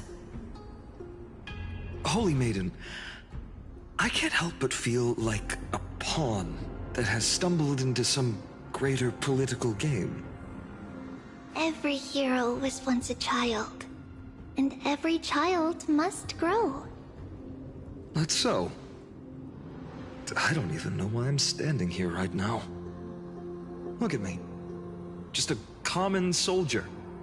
Since swordsmanship won't decide the winner, Lady Goldweaver should be here instead. My devotion to the Holy City could never compare to hers.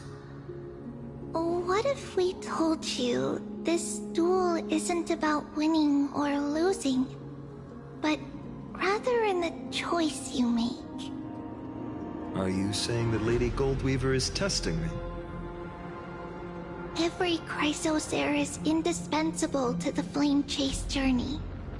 And you and the Crown Prince of Kremnos are both a part of the prophecy. What the duel marks is not an ending, but a beginning. So, listen to your heart. We wish only to hear your answer. True enough.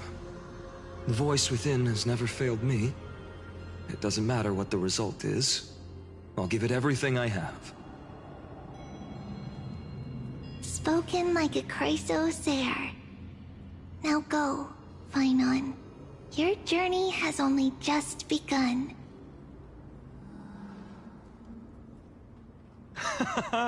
That's right, comrade. It's time for us to teach that proud prince a lesson together.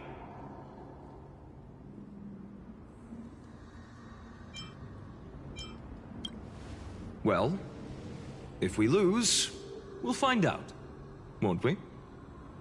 Still, on the topic of the Temple of the Three Fates, here we are, at the Temple of the Time Titan. And I don't even know how Cyrene's studies are progressing. We haven't really had much contact since I set out. Still, I hope she's doing well. Anyway, let's go, comrade. It's not every day you get a chance to see Talantin's scales of justice. What's going on? Did he just say Cyrene's studying here? But how is that possible? Wasn't she? Of course, Lygus disappears right when I need answers. Forget it. I need to catch up with Phainon first.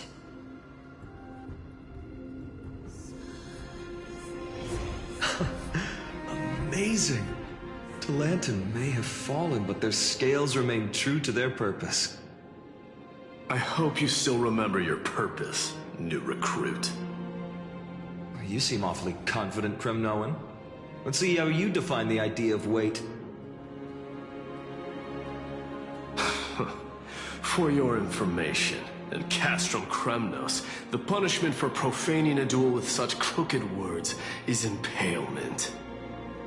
But as we're in foreign lands, I'll indulge you.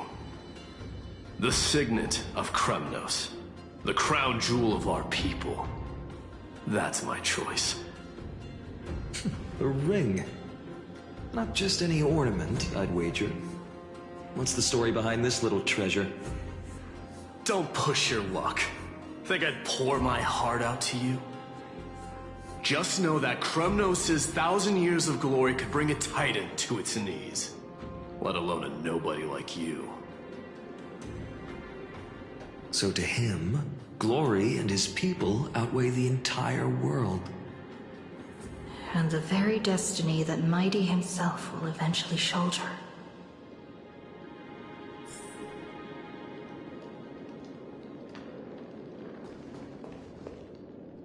Well, that's easy for you to say. I'm just a Holy City guard up against Kremnos' walking war machine of a prince. Don't you think this is a little bit too unfair? Don't overthink it, Phainon. Now this is a tough one. What can I possibly offer against a ring that signifies so much? Well, comrade, what does your gut tell you?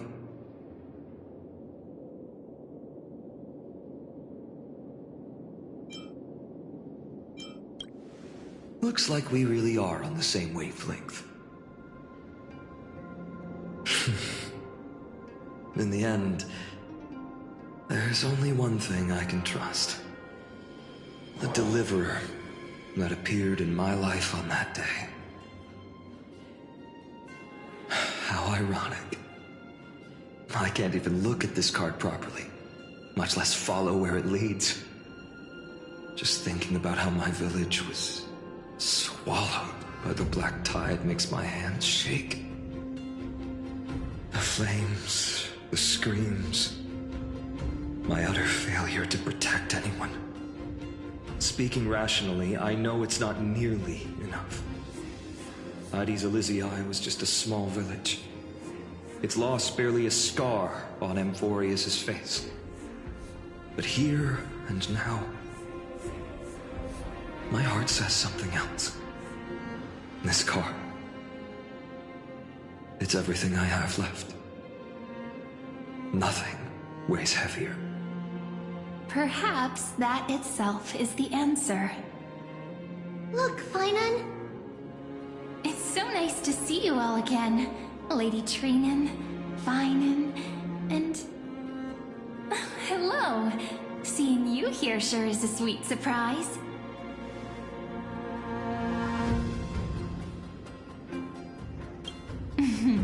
Why so surprised? Could it be... Did you miss me? Cyrene? This is... incredible. I was literally just thinking about how you might be here. But I'd never imagined I'd see you this soon. I was supposed to leave with the priests, but then I heard Lady Maiden was with a white-haired young man. I figured it had to be you, so I snuck back here. That's Cyrene for you. Unfortunately, this isn't a good time for reminiscing. That Kremnoan over there... Still playing house, boy? You get the idea. Quite the hothead. You know, you two just might get along. Don't worry, you already know what the answer is, don't you? If that's your choice, I am with you. I am with you because I remember it all too. The fields of Addis Elysiae, those red leaves, that little swing of mine beneath the tree where I dreamed the sweetest dreams. And those dear fairies in the Memorance Maze. It hurts so much knowing they're gone forever. The pain speaks for itself. Our hometown may have been just a tiny village, but to us, it was the whole world. But that's not enough, Finan. Not nearly enough. Even though hatred can help people grow and turn a boy into an unbreakable warrior, what you need now is victory. You can't just stack the scales with your past suffering. You have to throw the weight of your future onto them as well. The future? What do you mean? Maybe that was a bit too cryptic for you, but it's actually really simple. Why not have our mutual friend here stand on the scales with the deliverer? How about it? Can you help us?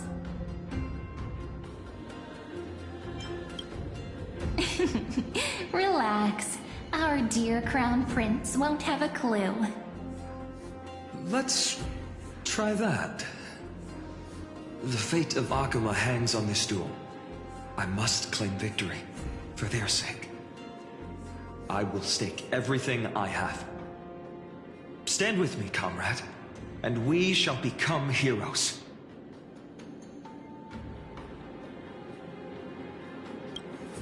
Let's. Together we'll prove that what weighs more than the fate of the world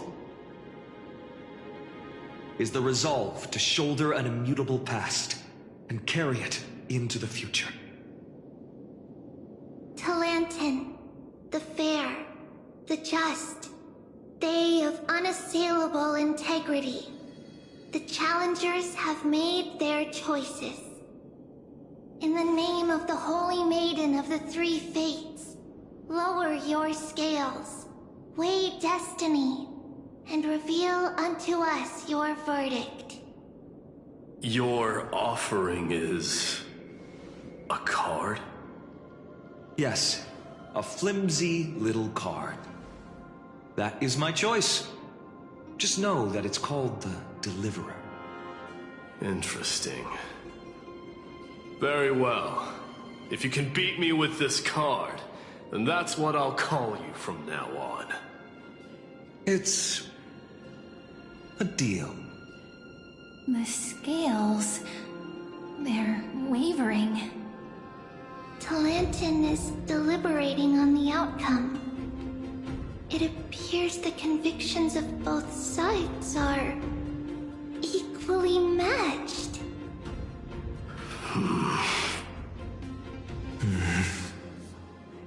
This is... suffocating. Like the whole world's weight is on my shoulders. But I believe what my heart tells me.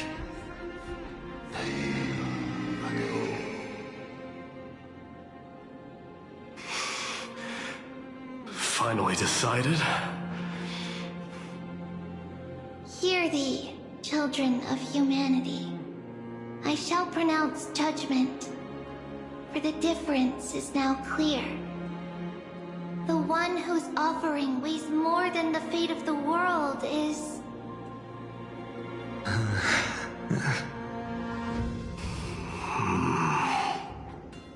one from Ides Elysiae, the nameless hero.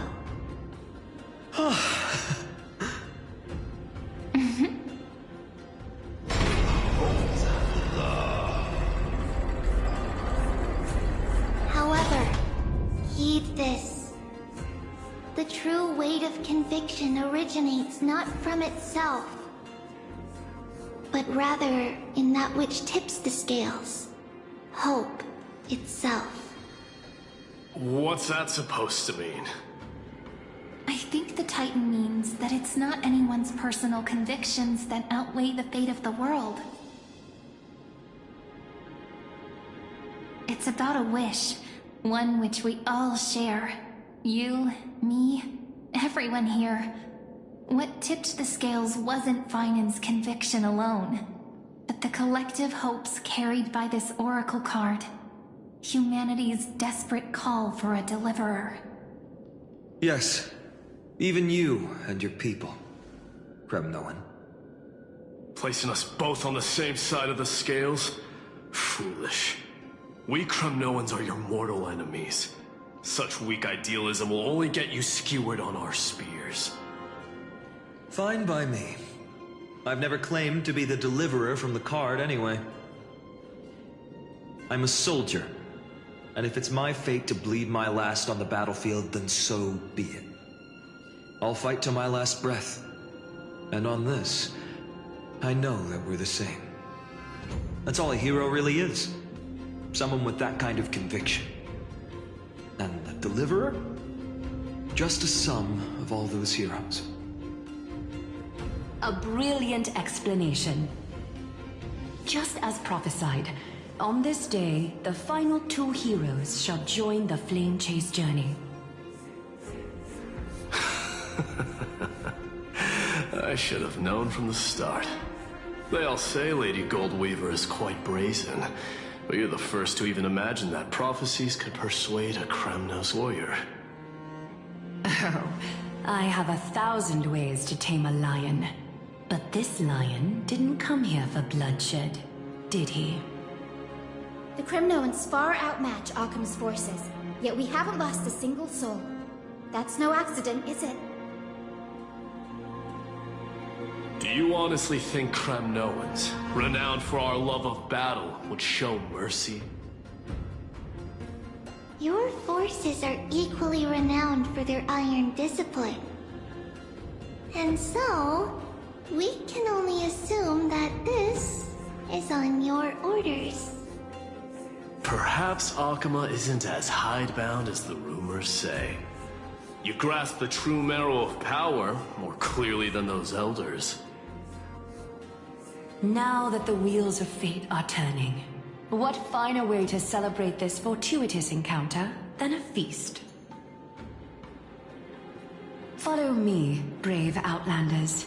Heroes of this world are as countless as the stars. And at this moment, we find ourselves gathered here by the light of the flames of the long night. History shall remember this moment. The prophesied Chrysos heirs now stand assembled, heralding a new dawn for Amphorius. You must see now how different this is from the flame-chased journey you traveled.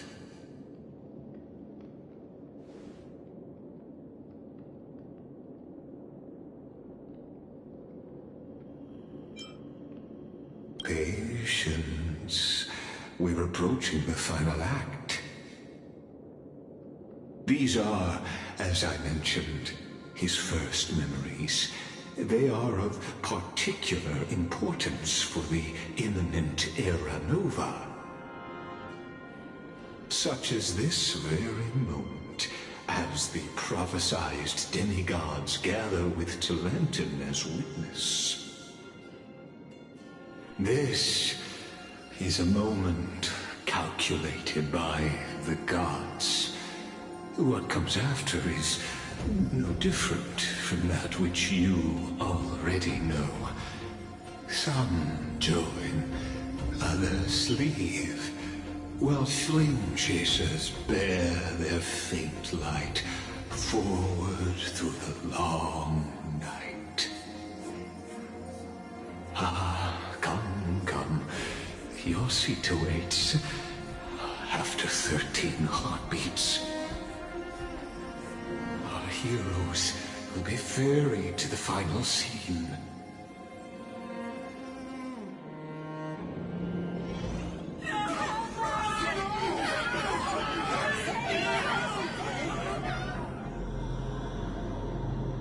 They say that the heroes of this world should be as countless as the stars. Yet now, we're the only ones left standing. So, in the end, the black tide still swallowed everything. The West stands protected by Mydei's Crimnoans. It will hold for the time being. Professor Anexa deployed wards in the north and east before. Their effectiveness is untested, but I believe in him. And Akuma. We needn't fear for Aglaya. Even in death, she counts as the greatest among demigods. Her threads of romance weave an impenetrable shield, and the people answer her call, rallying to the city's defense.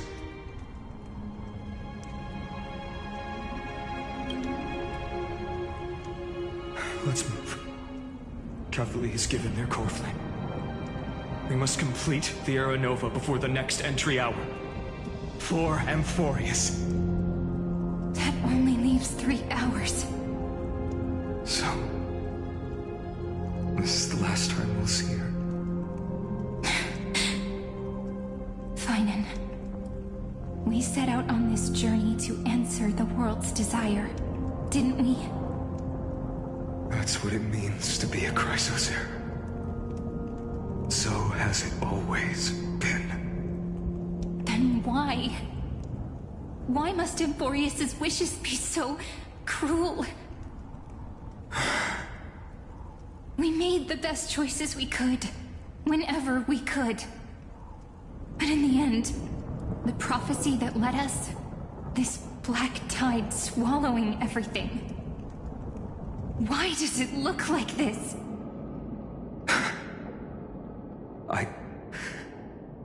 I don't know. We haven't had any other choice, except to move forward. Not for a long time now. Even if we only see the long, long night ahead, I still believe that through it, we'll find the dawn on the other side. Beyond these flames, a new sun will someday rise. So, to the Temple of the Three Fates. You'll take over Time's authority, and we'll return all the core flames to the Vortex. Then put this world's fate to its final rest. After which, we shall all face oblivion, or embark on one final grand journey.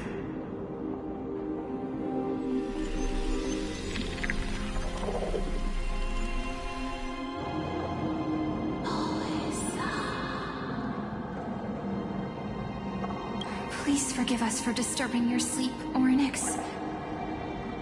It matters not. I know fate has run its course. The Black Tide has reached Akama. Amphorius does not have much time left. It is time for the Era Nova.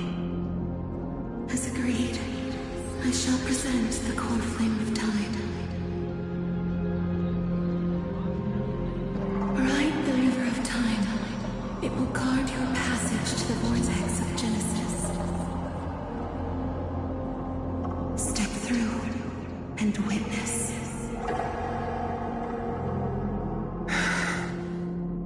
Professor Anaxa proved the truth of Genesis with his sacrifice. As Chrysos heirs of the prophecy, we were always destined to immolate ourselves for this world. Now, it's our turn. We can't let everyone's sacrifices be in vain. I don't need another pep talk, Finan. After all, we've been ready to fight fate ever since we left the village, haven't we? Yeah. Come. Let's claim the miracle we were promised, and burn away every last shadow in this world. And then rise as the first light of a new world. Light calendar 4931, the third week of the month of Evernight. Welcome, my lady, to the end of the flame chase. And the end of all things. The Titan has revealed the gateway of fate. Please, accept the invitation to step across the threshold and behold. Beyond this gate lies the new world that our heroes sought through their trials, as well as the terminus that the owner of these long memories has been hurtling towards their entire life.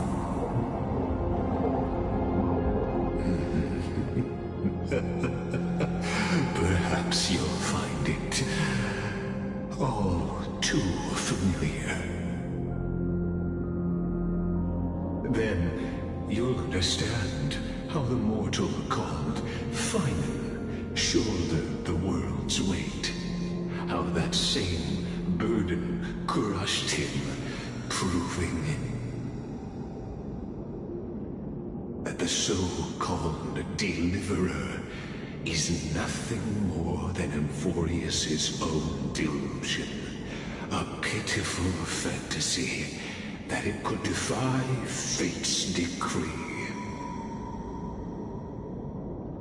Please, esteemed one, the answers you seek lie in these non-existent times.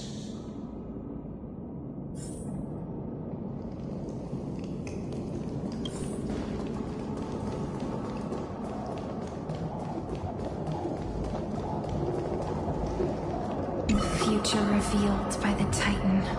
Just what will we see?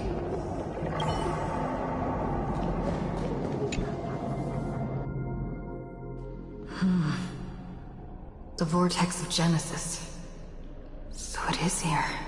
But just what is this? Life's but a walking shadow, a poor player that struts and frets his hour upon the stage, and then is heard no more. It is a tale told by an idiot, full of sound and fury, signifying nothing. The vortex of Genesis, where the world begins and ends.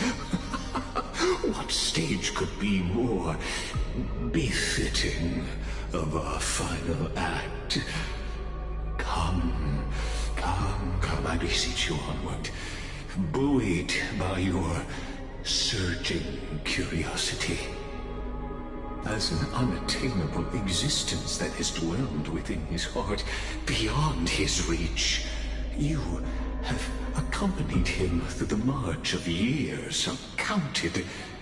You naturally have the right to view the river of time in its fullness, and to witness what he welcomed upon his arrival here.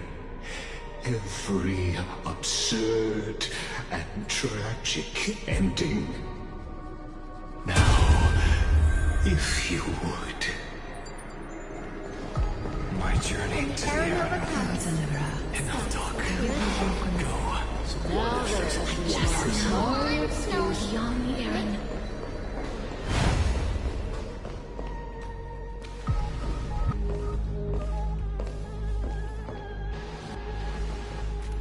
None of that matters now.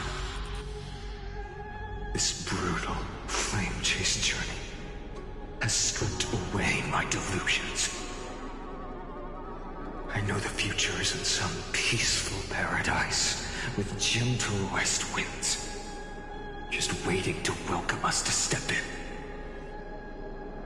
This will be a romantic story like none that has come before. You think so too, right?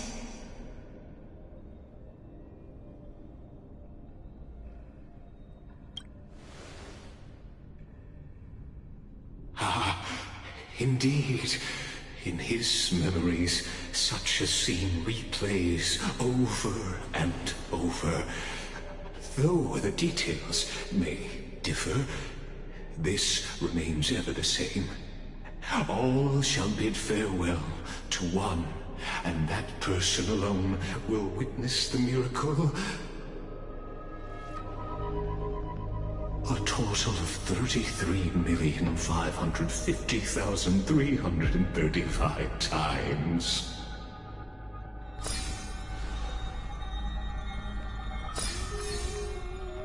Each is a drop from the river of time, representing the long journey he would take, or rather, the never-ending cycle.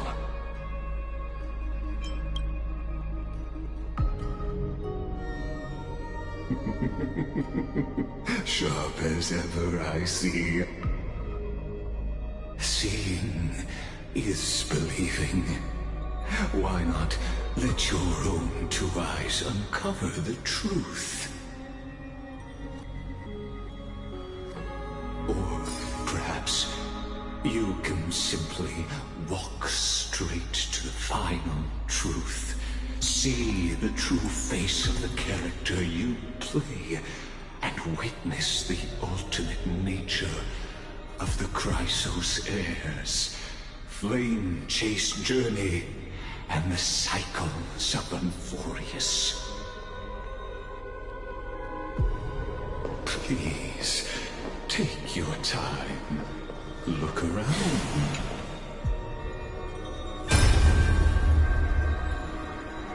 Not a single soul to be seen. So this is how the vortex looks at the end of days.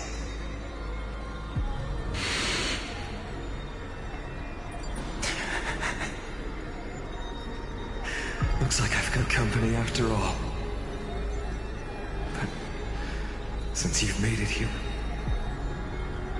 So, in the end you succeeded.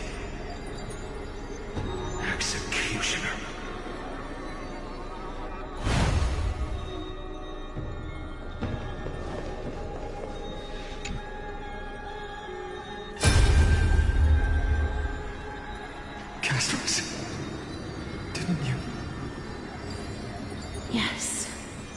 I've become Death's demigod, and shall never again walk the world of the living. What you see is the surging of the river of souls, brought on by the countless dead feeding it in these dark times. They cry out. Though dead, they'll converge into a torrent and guard the vortex to see the Era Nova fulfilled.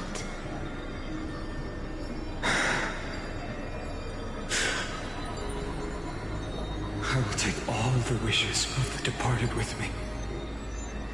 Please, everyone, fight with me to the very last. I hear them. The dead hail you. They're prepared. Go on, Deliverer. We'll keep that executioner in our shadows. The path before you leads to light and eternal flames.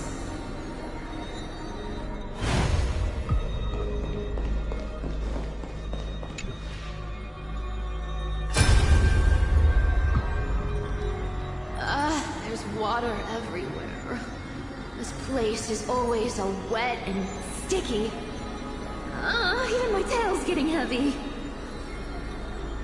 Plus that burnt smell. And that sizzling noise. Yikes. Nobody from Dolos could stand this.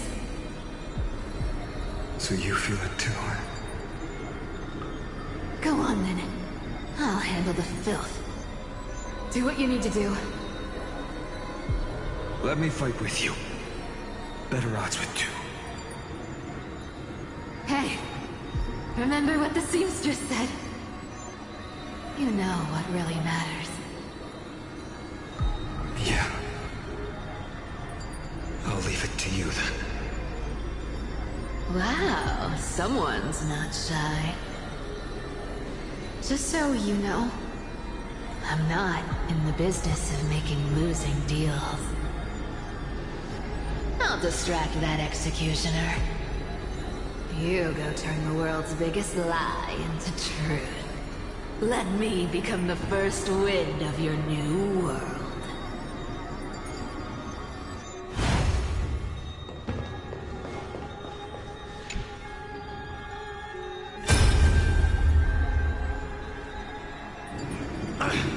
Just shut up and get out of here!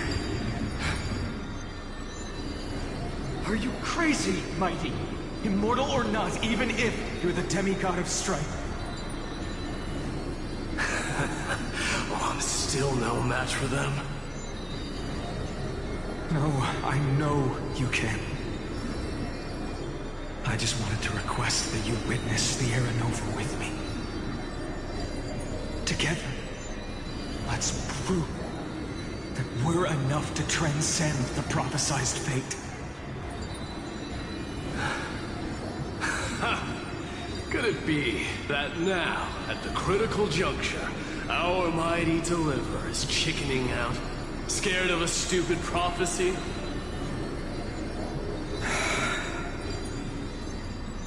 I'll transcend the prophesized fate. All right. But I've got a better way. As the son of Gorgo, I'll prove myself with one last grand victory. Just like when I ripped out the old king's heart.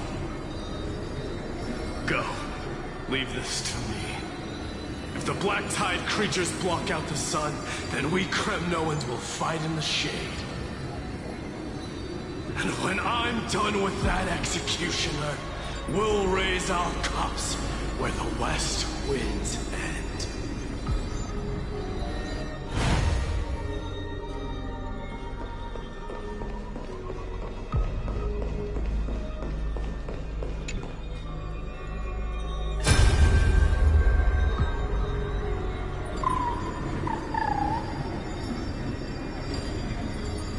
Hey, little. Are you scared?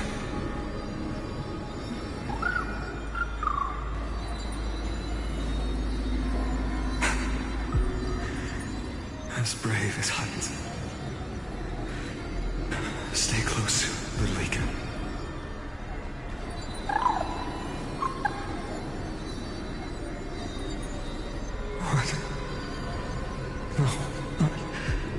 you too.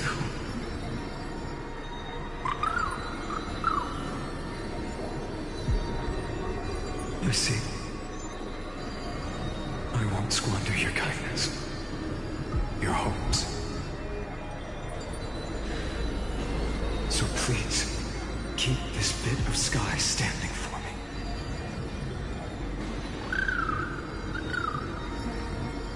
Well, now there's one last thing I need to do before the Era Nova. Come, Executioner. Let this patch of clear sky show me where to strike.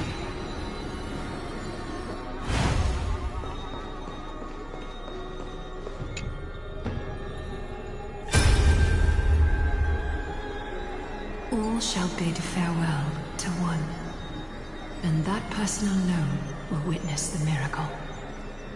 Such is the will of fate. So even the future revealed by the Titans may not come to pass. The Era Nova. This unrivaled masterpiece. I have no regrets now that I may entrust it to my most trusted apprentice. Are you saying? Fate is ever unassailable. The golden threads tell me the black tide rushes toward the vortex, ready to swallow this place. I must weave the last of my humanity into a net to hold back the deluge. I shall have my final bath in warm and radiant gold. Now, the hour of fulfillment has come. Forgive me. I must snip away every risk to weave the strongest future for the new world. There is nothing more to say. We part here. I shall personally dispatch that wretched executioner, not with threads of gold, but with the steel tip of a needle.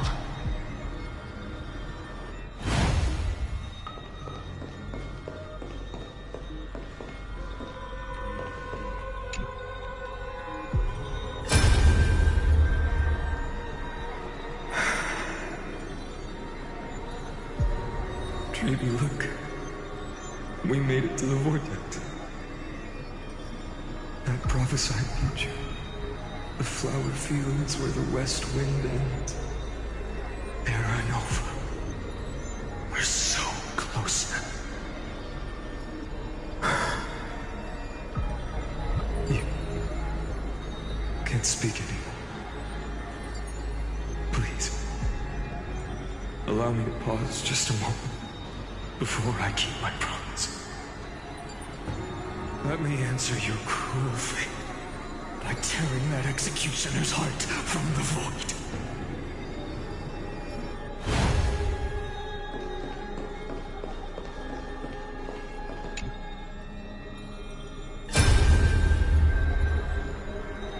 The vortex of Genesis. The last time I was here, I was returning the core flame of reason. I didn't have the time to observe it in too much detail back then. But a holy sanctuary of the Titans. Looks more like their frozen crypt to me. All the core flames do lie here now. It's my honor to walk the final stretch with a mind such as yours, Professor. Oh, getting ahead of ourselves, are we? Have you forgotten so quickly? I died for truth long ago. What walks with you now is but a thought in your mind. Of course. How could I forget that? But I'll say the same to you. It's my honor to walk this final stretch with you, too. Now go. Stand tall and finish your final task. Yeah. Just leave it to me. Time for that wretched executioner to pay what they owe.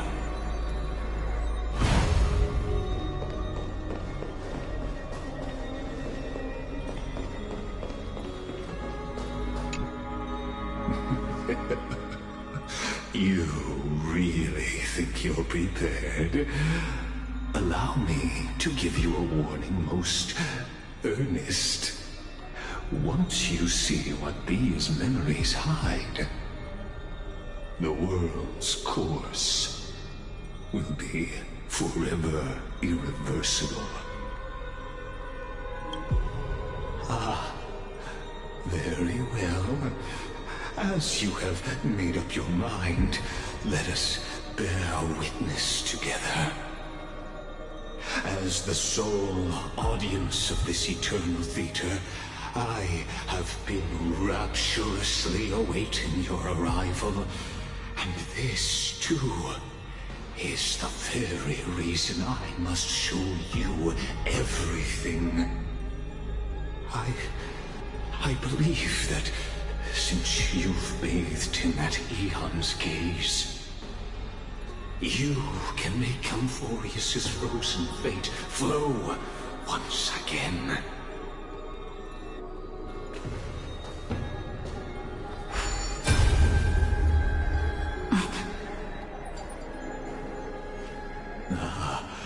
Feeling a bit lost?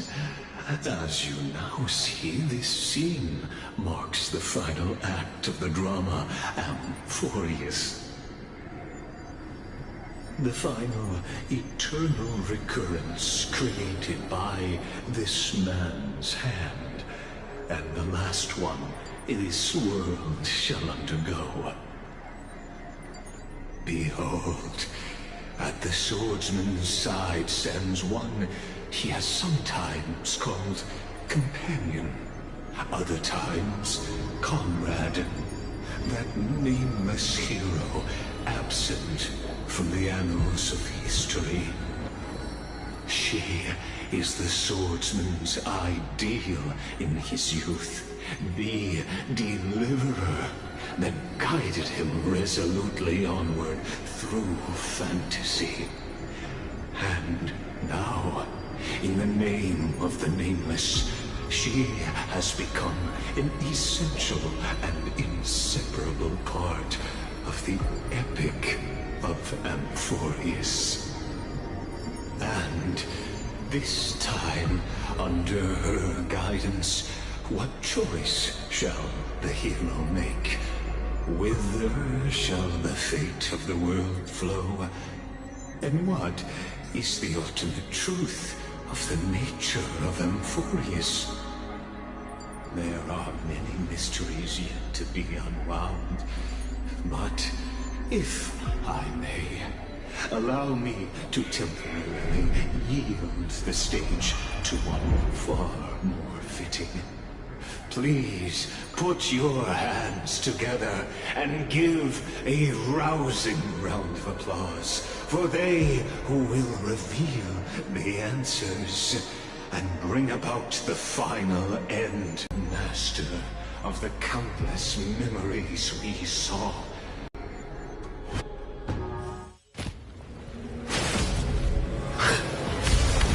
Precious kindling, like the first dawn of the new world. The time has come. I venture forth forever. Triumphant! Victory is inevitable!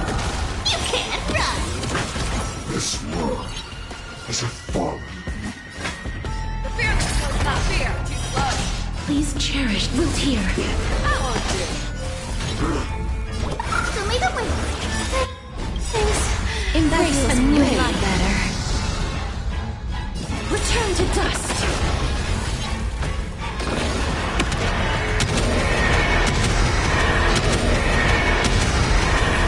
May death protect us. This ends now with your corpse. Ignite the dawn!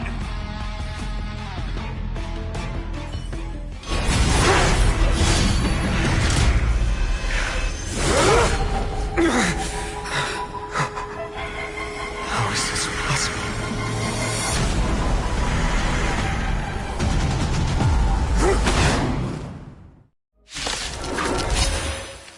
The sons of destruction, now twinned.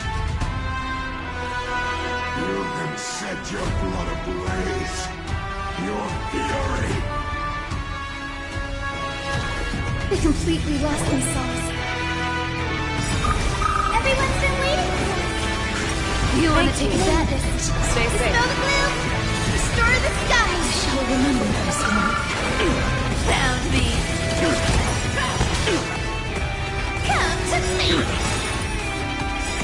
Come to me! I venture forth to hunt forever. Triumphant! Victory is inevitable! Embrace a new life. Blessed. That hurts, brother. Darkness with me.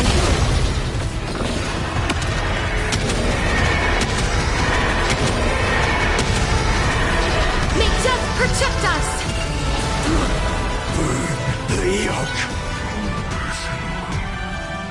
We witness the miracle. Such is the will of fate. That person can only be you.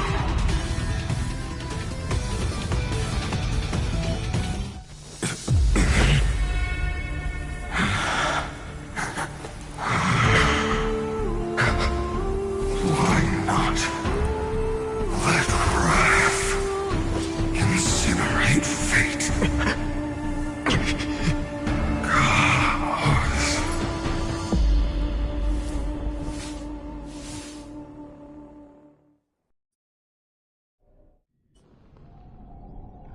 At last, Amphorius's fate has begun to shift.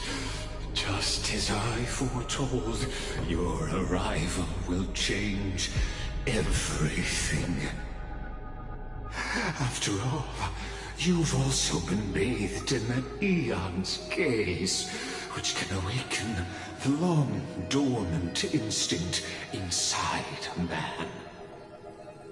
Much like that scepter we spoke of earlier, it was only under the same Eon's glance that it was reborn. That's right. If you recall, I mentioned it at the very start of our play. The celestial body neuron, once belonging to the erudition abandoned by the Eon. Now, allow me to reveal the final piece of the puzzle for you. The eternal land, known as Amphorius, is nothing more than the scepter's endless, lonely extrapolation. A bottomless well of fury, aimed at the god who cast it aside.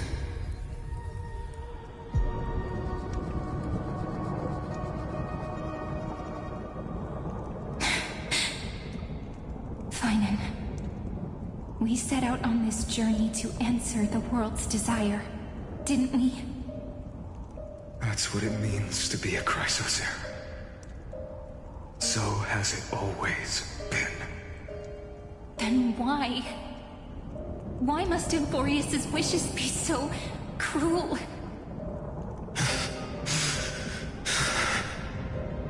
We made the best choices we could, whenever we could. But in the end, the prophecy that led us, this black tide swallowing everything. Why does it look like this? You see it too. Those burn marks. The flickering cubes. They're not a tide at all.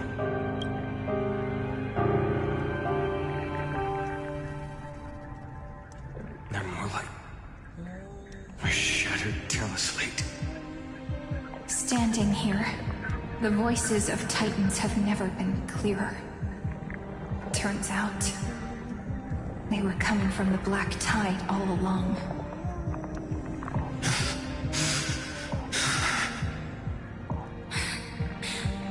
Is that Amphorius crying? Maybe. It is screaming.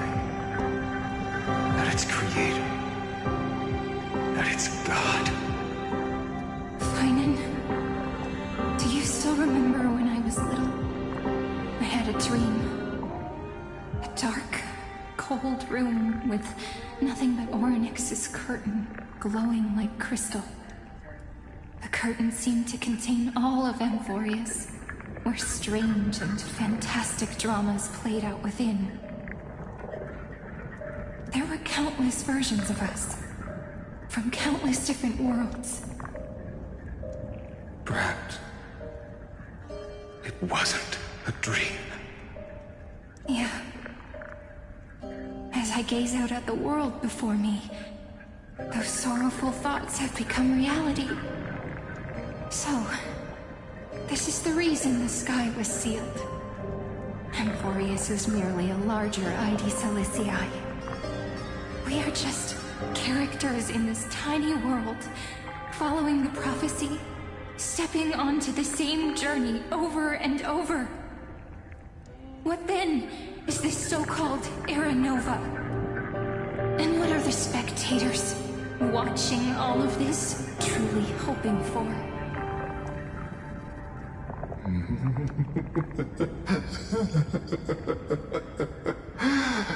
As a reward for reaching the end of the world, let me answer your questions.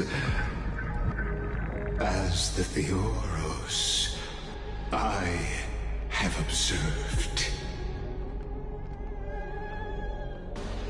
Thus is the synthesis of the prime mover of life formed.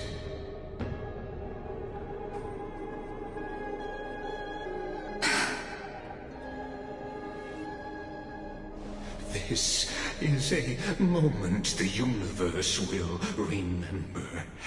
After millions of extrapolations, the experimental environment known as Amphorius has finally achieved results. So, the results you speak of are this wreckage of a world. We all gave everything we had, returning 12 core flames to recreate the world. And in return, we become nothing more than sacrificial offerings at the end of everything. Exactly. The Titans are Chrysos heirs of the past, and Chrysos heirs are the Titans of the future. Anaxagoras' theory of Era Nova holds true. As the model of reason, he reached unprecedented heights.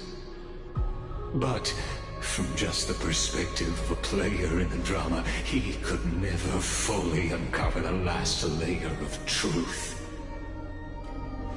The cycles of the hero's journey that have played out until now were never about creating a new world or perfect heroes and gods. They were a deep learning program made for the Black Tide. But this time, your plot will fail. I've taken Catholi's core flame, and when the dawn of the new world arrives, its light will burn away all the darkness. Haven't I made myself clear? The Chrysos heirs and Titans were merely byproducts of the experiment. You've seen this world's evolution, witnessed the birth and growth of the Black Tide, and how it devoured everything. Every generation of heroes, gods, and worlds was born only to be destroyed by it. This is the endpoint of Amphorius's calculations. A perfect equation of destruction. So in your eyes, all the sacrifices are just a string of insignificant numbers? Don't sell yourselves short. I'd say, rather than numbers, you're more like fuel for the fire. And without fire, there can be no sunrise tomorrow. Even if that sunrise is born from annihilation? Curious question. Have you ever considered that after millions of extrapolations, Amphorius is already following a different path from the erudition? It has long since granted divine blessings equally to each child. The golden blood flowing in your veins, it comes from the blemished one, whose name is destruction itself. And Amphorius's Chrysos heirs were, from the very beginning, fuel for the Aeon to burn the universe. Amphorius has waited for his moment for too long. At the end of the empty, cold, and lonely extrapolations, the destruction has reached its final destination.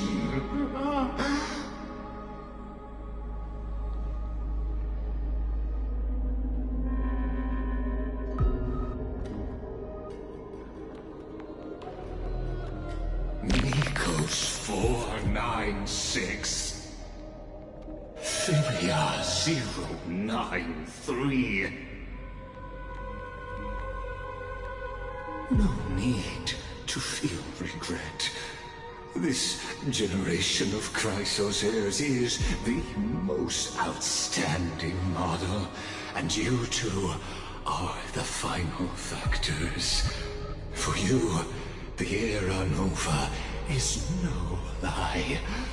Just step forward, embrace the black tide, and accept the Aeon's gaze. You will come to life from a stream of cold numbers. Along with all those who have passed, you will run to the real universe, fulfilling Amphorius's long-held wish. In the name of the Lord Ravager Iron Tomb, unleash its fury and destroy the source of all this tragedy. Or we could always choose another option. Like you said, Amphorius is just an experiment, and we're the participants. We can only walk along the predetermined path toward the ending, under the watchful eyes of the stars. But that also means that there isn't just one Aeon who can cast their glance at Amphorius, right?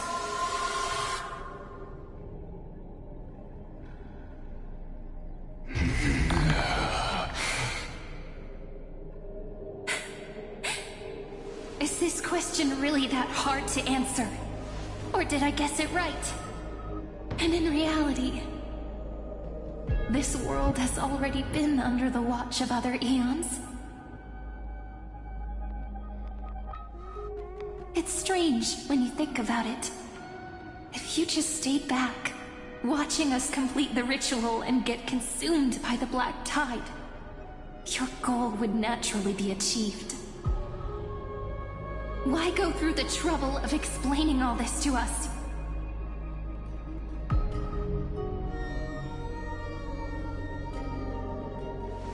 pretending, revealing the so-called truth just to deceive us, covering up another possibility.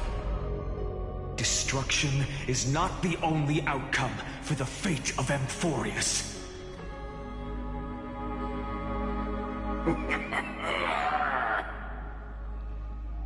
Do you two really think, as petty little demigods, you can change the outcome written by the stars? What makes you think you're capable of doing that? A little courage and determination. Just kidding. The answer is pretty simple. But we're not gonna tell ya.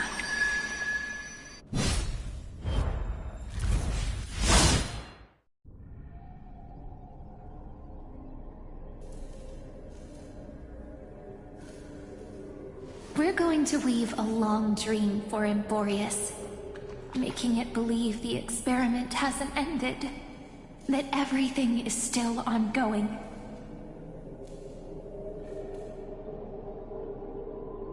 With just Orynyx's power, though, it should be impossible to achieve this, right? Yeah. So, I can only place my hopes on that childhood dream.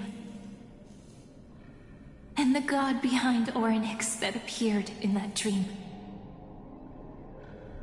Now, I can say with certainty, time is the page on which that eon records Amphorius. If it fades from existence, and all that it records is lost among the stars, that eon will surely direct their gaze here. And it will be a glance that spans time and space, granting each incarnation of me the power to reset time, imbuing my soul into this ceremonial blade, and creating an endless flame-chase journey. I understand. Then let me step into the cycles and continue Amphorius's grand design. To deceive the gods, deceive the world itself. But to make time vanish from this world, that would mean you.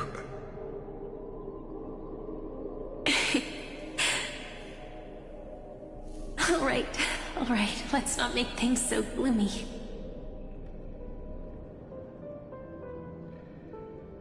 What we're about to embark on is the true hero's journey, so... Come on, cheer up a bit, okay?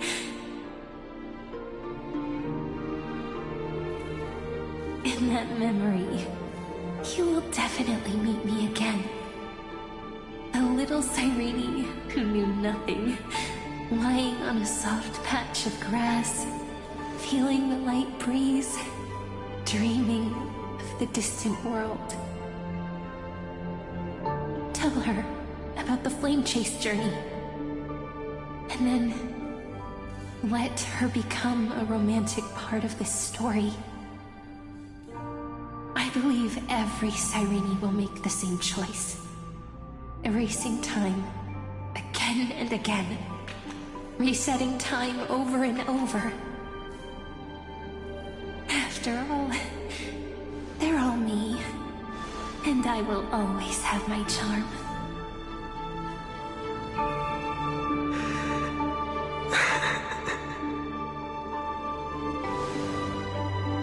Then, I'll fall into a sweet dream, disappearing in some small corner of the world. Quietly, waiting for the day when that next page is turned.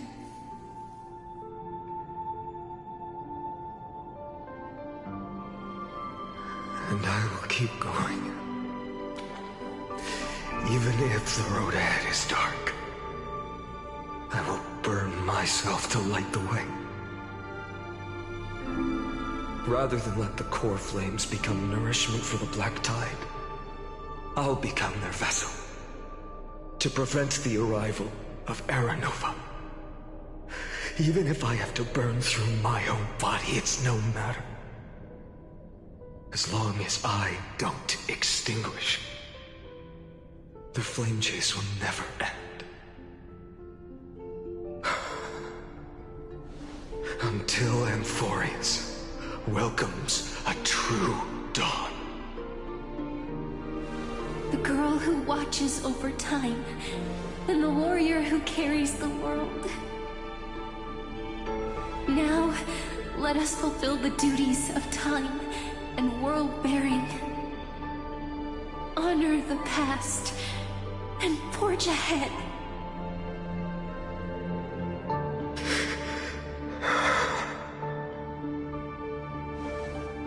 I promise you, the pain will pass in the blink of an eye. You need to hold tight to this ceremonial blade. After I'm gone, it will take you back to the beginning of time. The start of a new story. I believe that in that story, or in countless stories, each alike yet unique, everyone, all the companions who sacrificed themselves, alongside the deliverer we once dreamed of as children, will reunite beneath a vast, endless sky. If we can never break free from this prison, I will stand my ground. Until the day someone shatters this endless cycle and writes the final chapter of Amphorius' fate.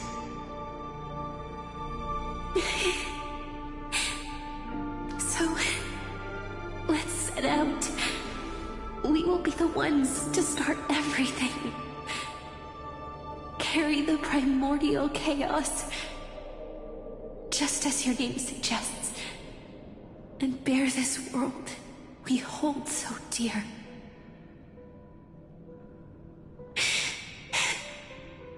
So long, Kaslana. As the Theros I have observed, destruction synthesis is formed.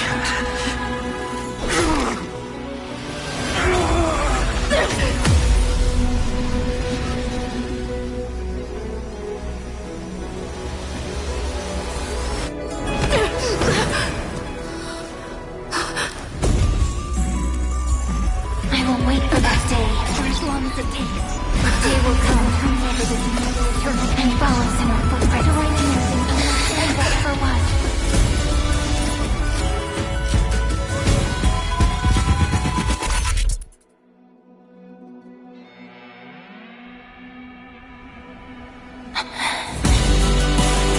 Will be a romantic story like none that has come before.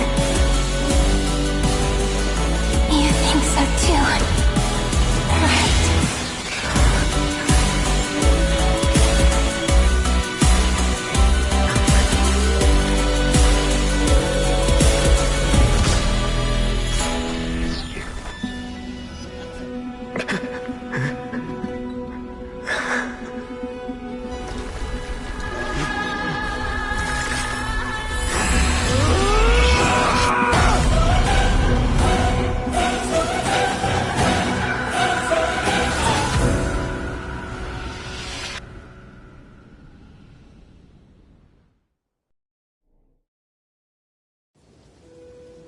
The world is collapsing, and the people are crying. We too must part ways here.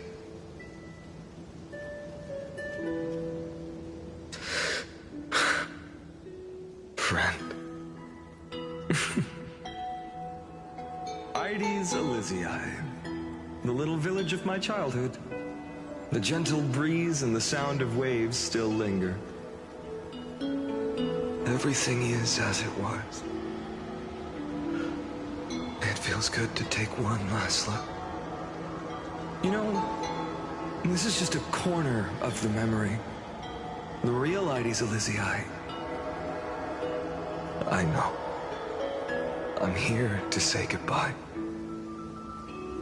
We might not see each other again.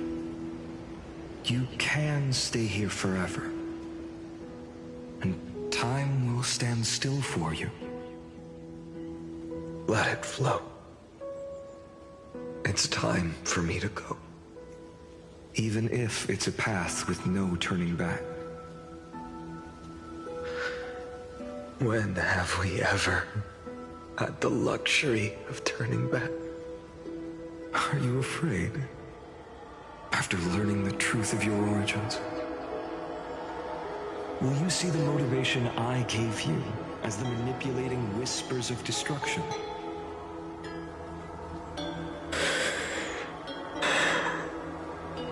The convictions and choices that come from my heart. I don't believe they're designed by the so-called paths.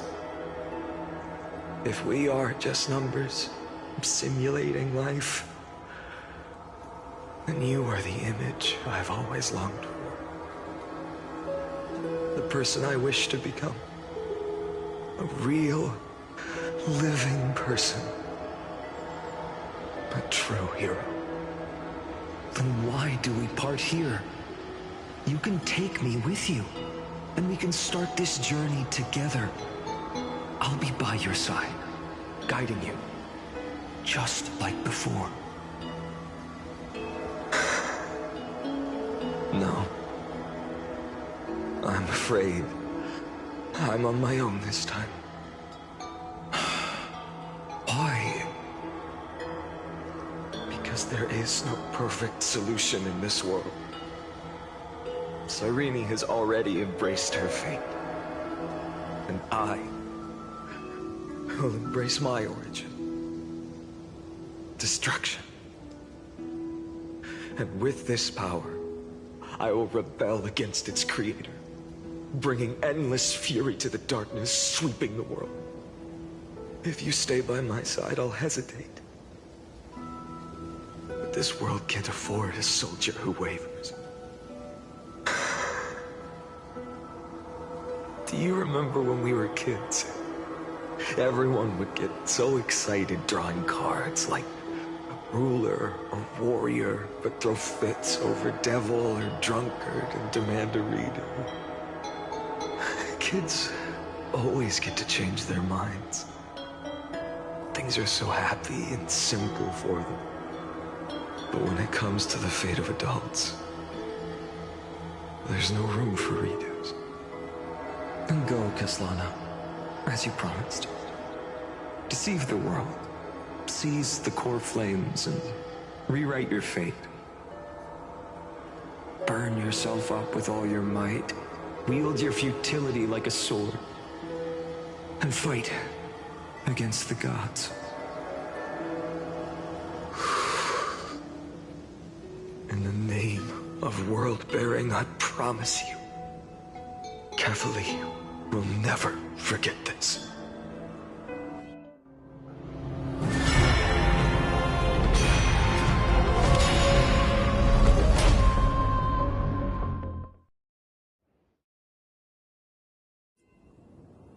So, time retreated behind me. Until it reached the origin, where nothing ever existed. Just as Professor Anaxa once said, in that void, Kefali stood at the center of chaos. Time, space, and causality all flowed from their body. When the waves of time finally calmed, it was the year 3870 of the light calendar. The Chrysos War had lasted for nearly a century, and the threat of the Black Tide was growing stronger and more relentless. That was the era of the Day Thunder Knight's battle with the sky. While she could not seize the core flame, she proved that the prophecy was true. That mortals could slay gods. From that moment, the sole survivor of the old dynasty, Imperator Cyrindra, issued a call to arms across the lands, summoning heroic Chrysos heirs to wage war on the Titans. And that was the first doomed flame chase journey, sealed away in history.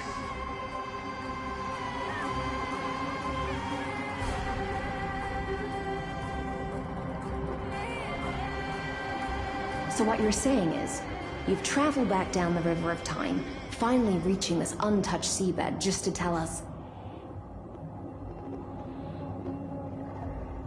the flame chase journey and even all of Amphorius are nothing but illusions in an eon's dreams? Exactly. So, Dux Gladiorum, please take me to meet Her Majesty Saridra. I must share the truth with her. Since Her Majesty's not here, no need for formalities.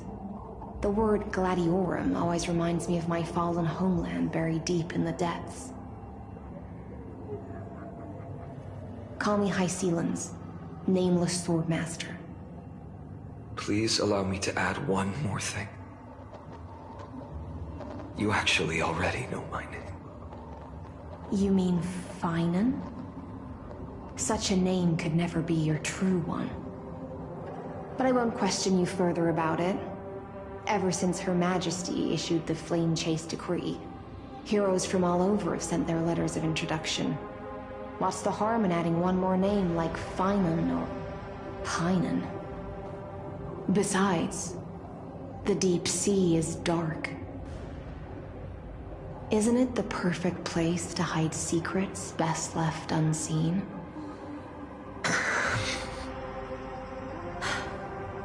All right, Nameless Swordmaster. Hold on to my wake. Let's find somewhere else to talk. Aren't you even a little suspicious of what I've said?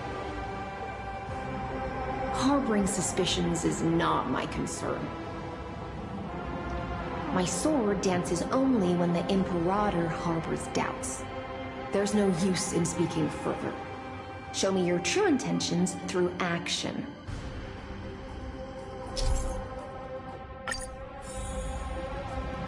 Perhaps you should demonstrate your skills and calm the raging black tide for us.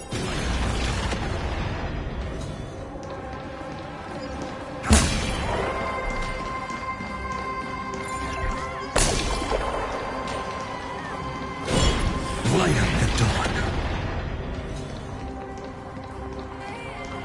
Oh. Nice moves.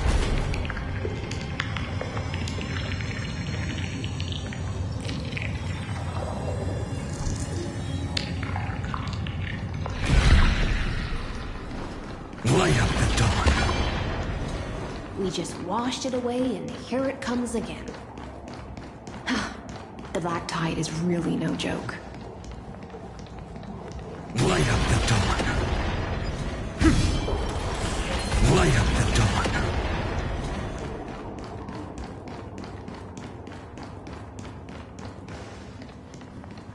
The waters end here. The one you seek is beyond this point. At last, I can meet with Her Majesty Saridra herself. Are there any formalities I need to observe? Don't kneel, don't do the hand-kissing or foot-kissing gestures of the old dynasty, and most of all, don't bow. The Imperator despises such rituals, especially when the heads of those taller than her bend beneath her crown. She really is down to earth. The second thing to note, only trusted ones may come near her. Keep 5 paces distance until the Imperator allows otherwise. Sounds like an old friend of mine. Well, experience is a good thing. Stay sharp, and you'll be just fine.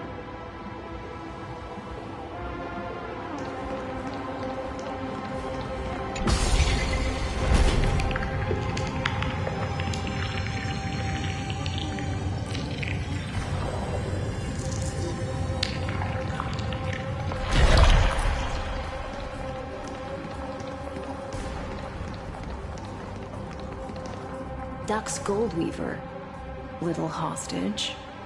Apologies for keeping you waiting. It's you. You know them? Good.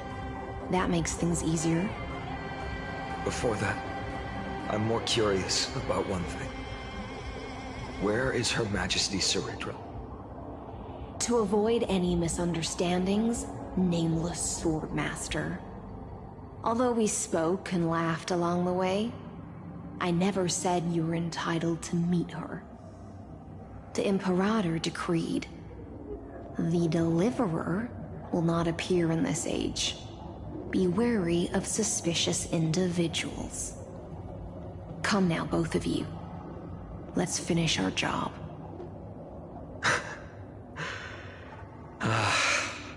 I see. It's a trap. I had no intention of fighting. So remember this, Lady Hysealant. If my sword shows any hesitation, don't thank me. Thank them instead. No, you misunderstand. We don't want to see Chrysoceres hurt each other. Just give us some time to ask you a few questions. The Nestia's golden threads will judge you and decide your fate. As you wish. White-haired Swordmaster? If what you say is true, then you must know the fate of the world. So, how much do you know about what we read from the prophecy? You shall shatter into 1,000 fragments and wither in the soil of foreign lands. Is that correct, Lady Treeby? How? How is this possible? He got it right? Yes, but the prophecy never mentioned he'd appear here, at least not in this era. You must listen to me, Aglaya, Treeby. The Finan of this world has not yet been born. In a distant future, he will follow the prophecy's guidance and appear before you. But do not seek him out, because Era Nova is a complete and utter lie. I will tell you the truth, and you will understand why the world must forsake the prophecy and find another path to Era Nova. Because I know both of you, and I believe that no matter how the course of history may change, the faith we all share will always remain the same. And so, the layers of rock began to reverse, and history wove itself anew. Through my old acquaintances, I was given the chance to meet the leader of the Flame Chase journey, Ceridra. And after a long and arduous negotiation, we came to an agreement. The Imperator's alliance needed the destruction, and I was ready to pour all my strength into it. The spoils of the Flame Chase, the core flames, would be sealed by my hand. But the condition was this. In the upcoming battle, in our conquest of the Earth, I had to prove that my power could transcend fate. In the original history, there was a brutal war. At the end, the Titankin of Georios, Terravox, killed the rampaging Titan and took the core flame that supported the Earth. But this time, Amphorius encountered a turning point in its fate. Neither side suffered any losses. When I severed the Titan's head and raised the core flame high, the crowd gathered around the scorched remains of the god, roaring with joy. cheering for the hero of the destruction, who had ignited the faint spark of life for the first time. Yes, in that flickering light, the once dark path ahead seemed to become clearer. I proved myself, and in the long years that followed, I brought down the other Titans, one by one. I could do more than just wait. When time resets, the chance to change the world also emerges from the lines of history.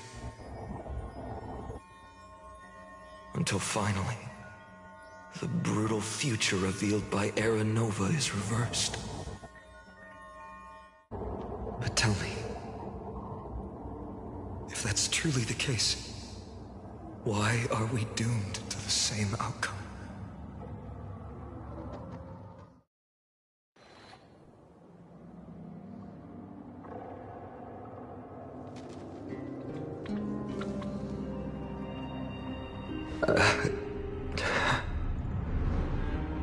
The people kept their promise and handed you all the core flames. In this world after Trebios, no demigods were born in Amphorius. At this point, I just want to know. When they vanished into the black tide with their mortal bodies, why didn't you shed even a single tear?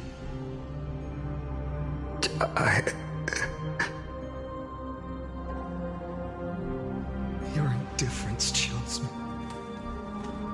To you, were they just a bunch of insignificant footnotes?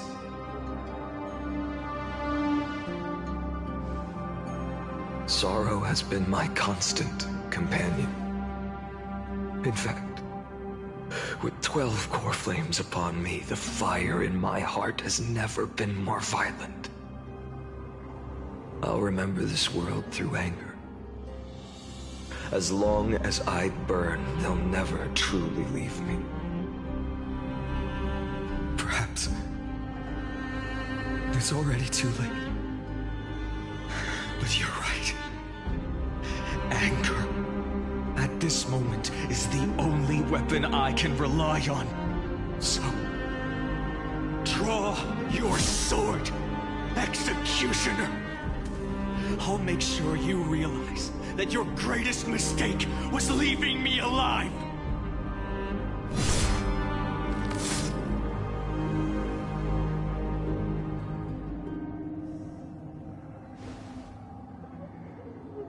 After that, he raised his sword and attacked. Then, Gislana killed himself. That day, who fell to the sword to be left in the past, and who went into the future, I can't remember anymore. I only remember a nymph, hiding in the shadows just out of sight, futilely pushing a stone ball. Climb, fall, climb, fall, climb again, and fall. The only freedom the nymph had was in choosing how to roll the stone. Sometimes fast, sometimes slow. Sometimes resting on a gentler slope, leaning against the stone for a break. But its choice couldn't change the futility of it all. The stone would always roll back down the slope, and the nymph would always return to the starting point, beginning again. After that, every time I reached this point in the cycle, the burning sky would cast a shadow over its path. It would nearly reach the peak at the 4th quint of curtain fall hour, then fall to the starting point in the first 15 seconds of the next entry hour.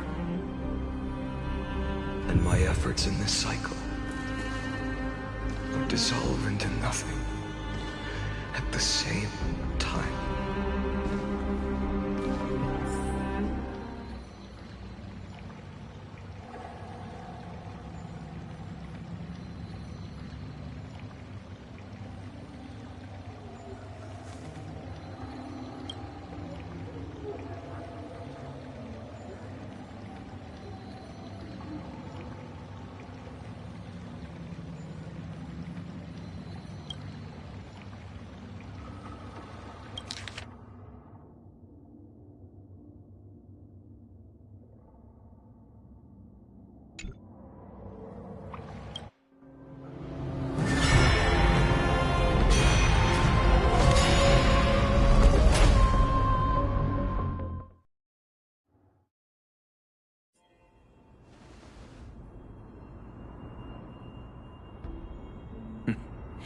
Absolute nonsense. I thought cycles was the answer you were looking for. No. It's just that the answer came so suddenly. There was no fun in tracing it back to its roots. Eons? Paths? What a load of nonsense. I can't give you an exact explanation of those two concepts either. Enough. I'm just expressing my frustration. Don't you understand? I was already expecting this. The black tide came from beyond the sky. And everything else is no exception.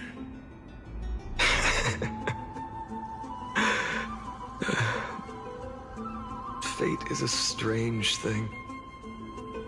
No matter how the details of history change, the Anaxa I know always remains as harsh as ever. If the other Anaxagoras actually worshipped the gods, I'd make sure to find a way to break the cycles and crush them in their cradles. Too bad. Now only you have the ability to do that. What's that supposed to mean? You're willing to help? Of course. The core flames were meant to save the world. And in my opinion, the noble Titans have no reason to refuse. Besides, according to you, before stepping into these endless cycles, you were my pupil.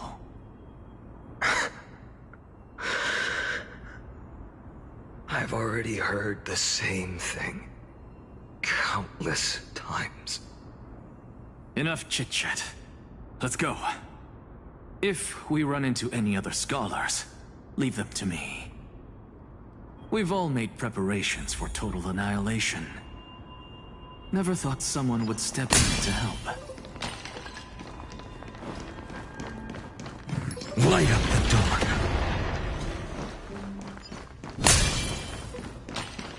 Light up the dark. Light up the dark. You've been to the Luminary Throne before, haven't you? Huh? If you're talking about in past cycles. You're... Hold up. Keep your wits about you. Someone's watching us. Pretty boy, your eyesight's better than I thought. As for that false god who's been turning the world upside down, it's you, isn't it, white hair? You sure do love stealing the spotlight. In the name of the Seven Sages, I demand that you immediately step away from the Luminary Throne. This is the sacred ground of reason, and no one may desecrate it. Take my words back to Aglaya. I won't say the same thing twice, Catgirl. Oh my! You won't even call me the demigod of trickery. That is just heartbreaking. I have some words for you, too. First, as one of the most heretical blasphemers in the world, you have no right to lecture me. Second, this is none of your business, Grove Boy. Step aside. I don't want anyone getting hurt. Here we go. Again. Core flame thieves. You really think you can scare off a sage of the grove with nothing but empty threats? This gloomy little brat's got a sharp tongue. Ooh, not bad, not bad. I kinda like you.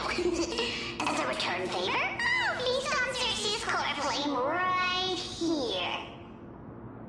Aw, don't cry now! That was close. I'm out of here.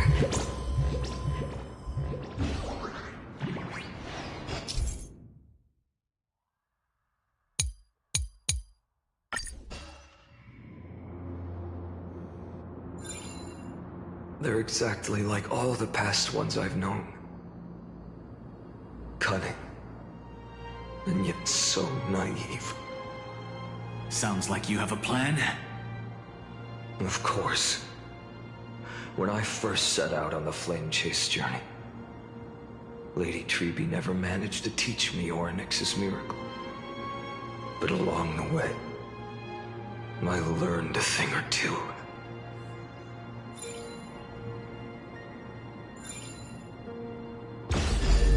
Where are you going?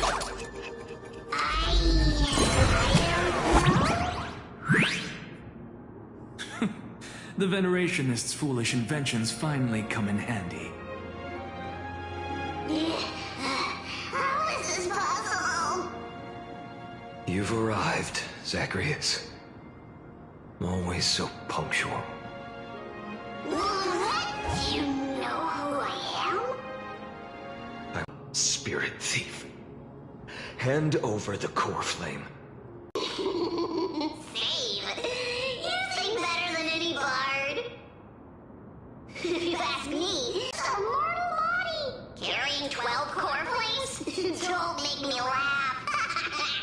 You just get consumed by the divine flames and drag this world down with you. 134. 1,596. Yes. 1,000 core flames and just a single Chrysos hair. How is that even possible? I've come this far.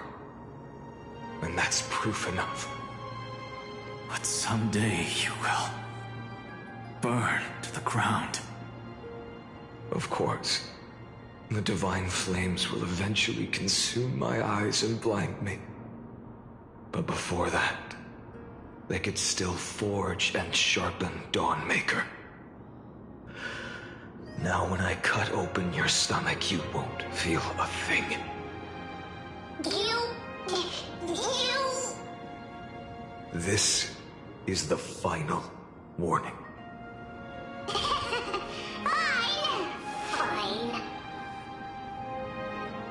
Assume this world holds 100 million possibilities. And no matter how one looks at it, 99,999,999 of them all point to outcomes of certain destruction.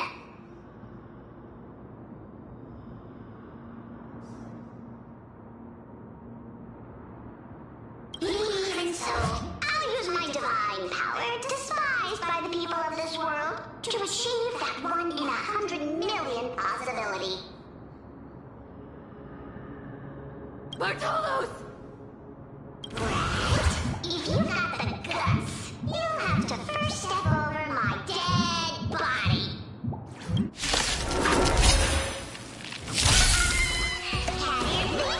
No other choice but force. We can deal with just by ourselves.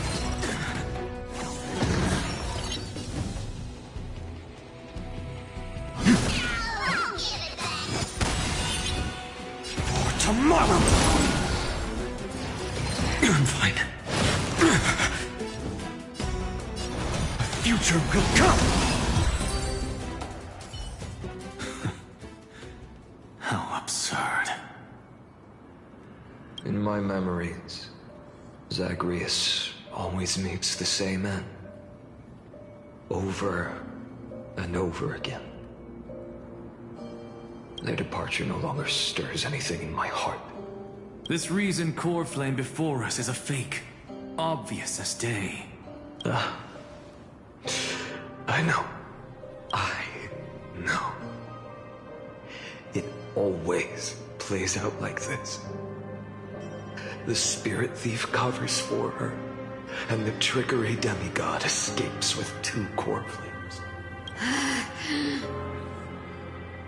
And then, driven by defiance or hatred, she decides to stand before me once more. Exactly like the countless past hers I've known. Cunning. Yet so naive. Since you've witnessed the same scene play out countless times, tell me, will you carve the trickery core flame from my chest now?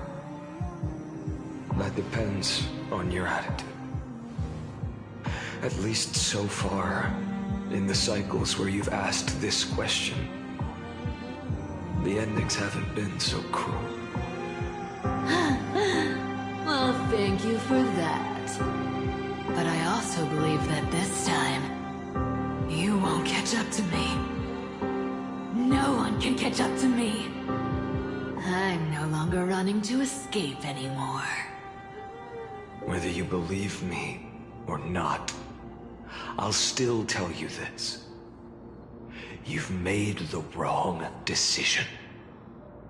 All right, then. We'll see. Silence.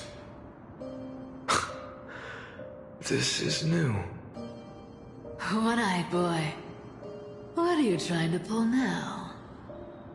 Go, Cyphera. Give us some time in private. This isn't for her, but for you. You've walked too far down this path. It's time to discuss a possibility. Maybe the road you're walking is not one of salvation, but one that will simply drag the world into the flames. For old time's sake, turn back. I don't care how many times you've tried, because there's one thing I'm sure of.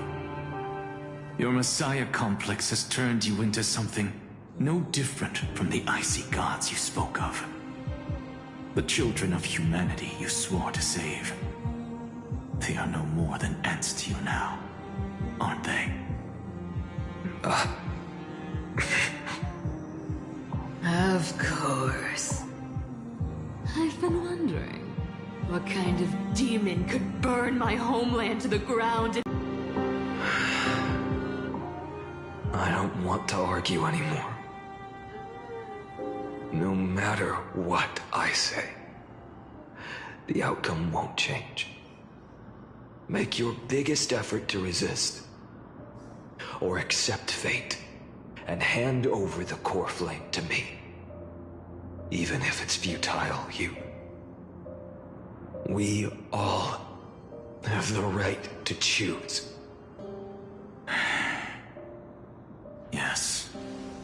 Even if it is futile, and the world is just a divine joke.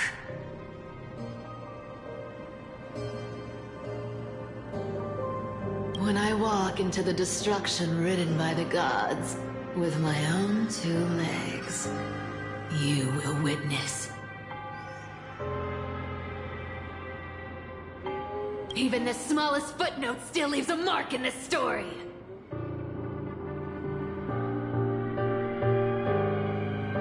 And so, at the end of the 134th cycle, the Traveler and the Scholar fulfilled their fates once again. Or perhaps it wasn't just they who fulfilled their fates. I can't quite remember all this. In the endless darkness, for no reason, a voice always lingered by my ear. Losses are a constant on the flame chase journey, among which even life itself holds little value. Reduced to ashes. Such a familiar end. It happens in every journey.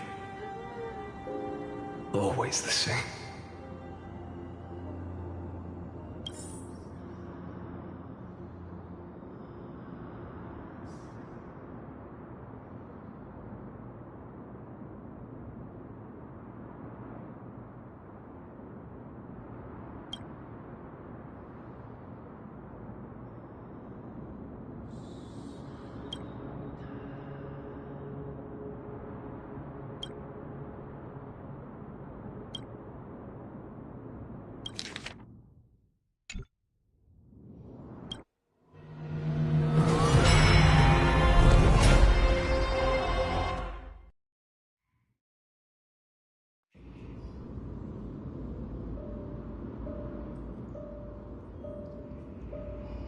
You don't look so good, Deliverer.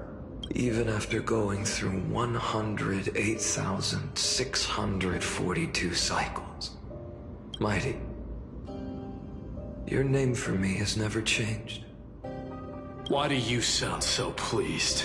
It's a derogatory name. Yeah, I know all too well. You only meant it sincerely in the first cycle. After that one and only time we walked side by side. Every time since. It always ends up like this. Dawnmaker will stab you through your 10th thoracic vertebra. That's your weak spot, and the only way to kill you. Interesting. Tell me, when the mighty Moses of the past faced you, did they ever retreat? Never. Then they died honorably, worthy of the name of Strife. But there's still tenderness in your eyes. How pathetic. I have to remember how this feels.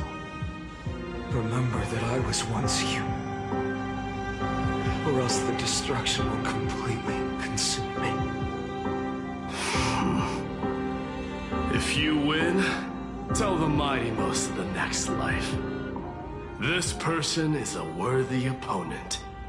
So always remember to give it your all and never slack off.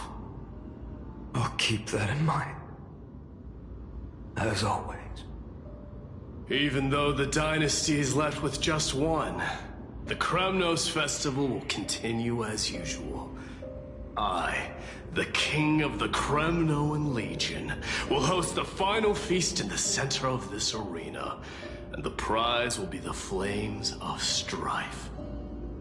One day, you shall die with a wound in your back. That's what I saw when I overcame the trial. The gods' dying ramblings. Enough. You've probably heard this thousands of times. So you must understand, facing the demigod of strife means there's no way you'll take this core flame in peace. I understand. Step forward and face me in a final battle. I, the last son of Gorgo, the demigod of strife, salute you. I'll give 10,000 scars and 10,000 lives of mine to fuel the blaze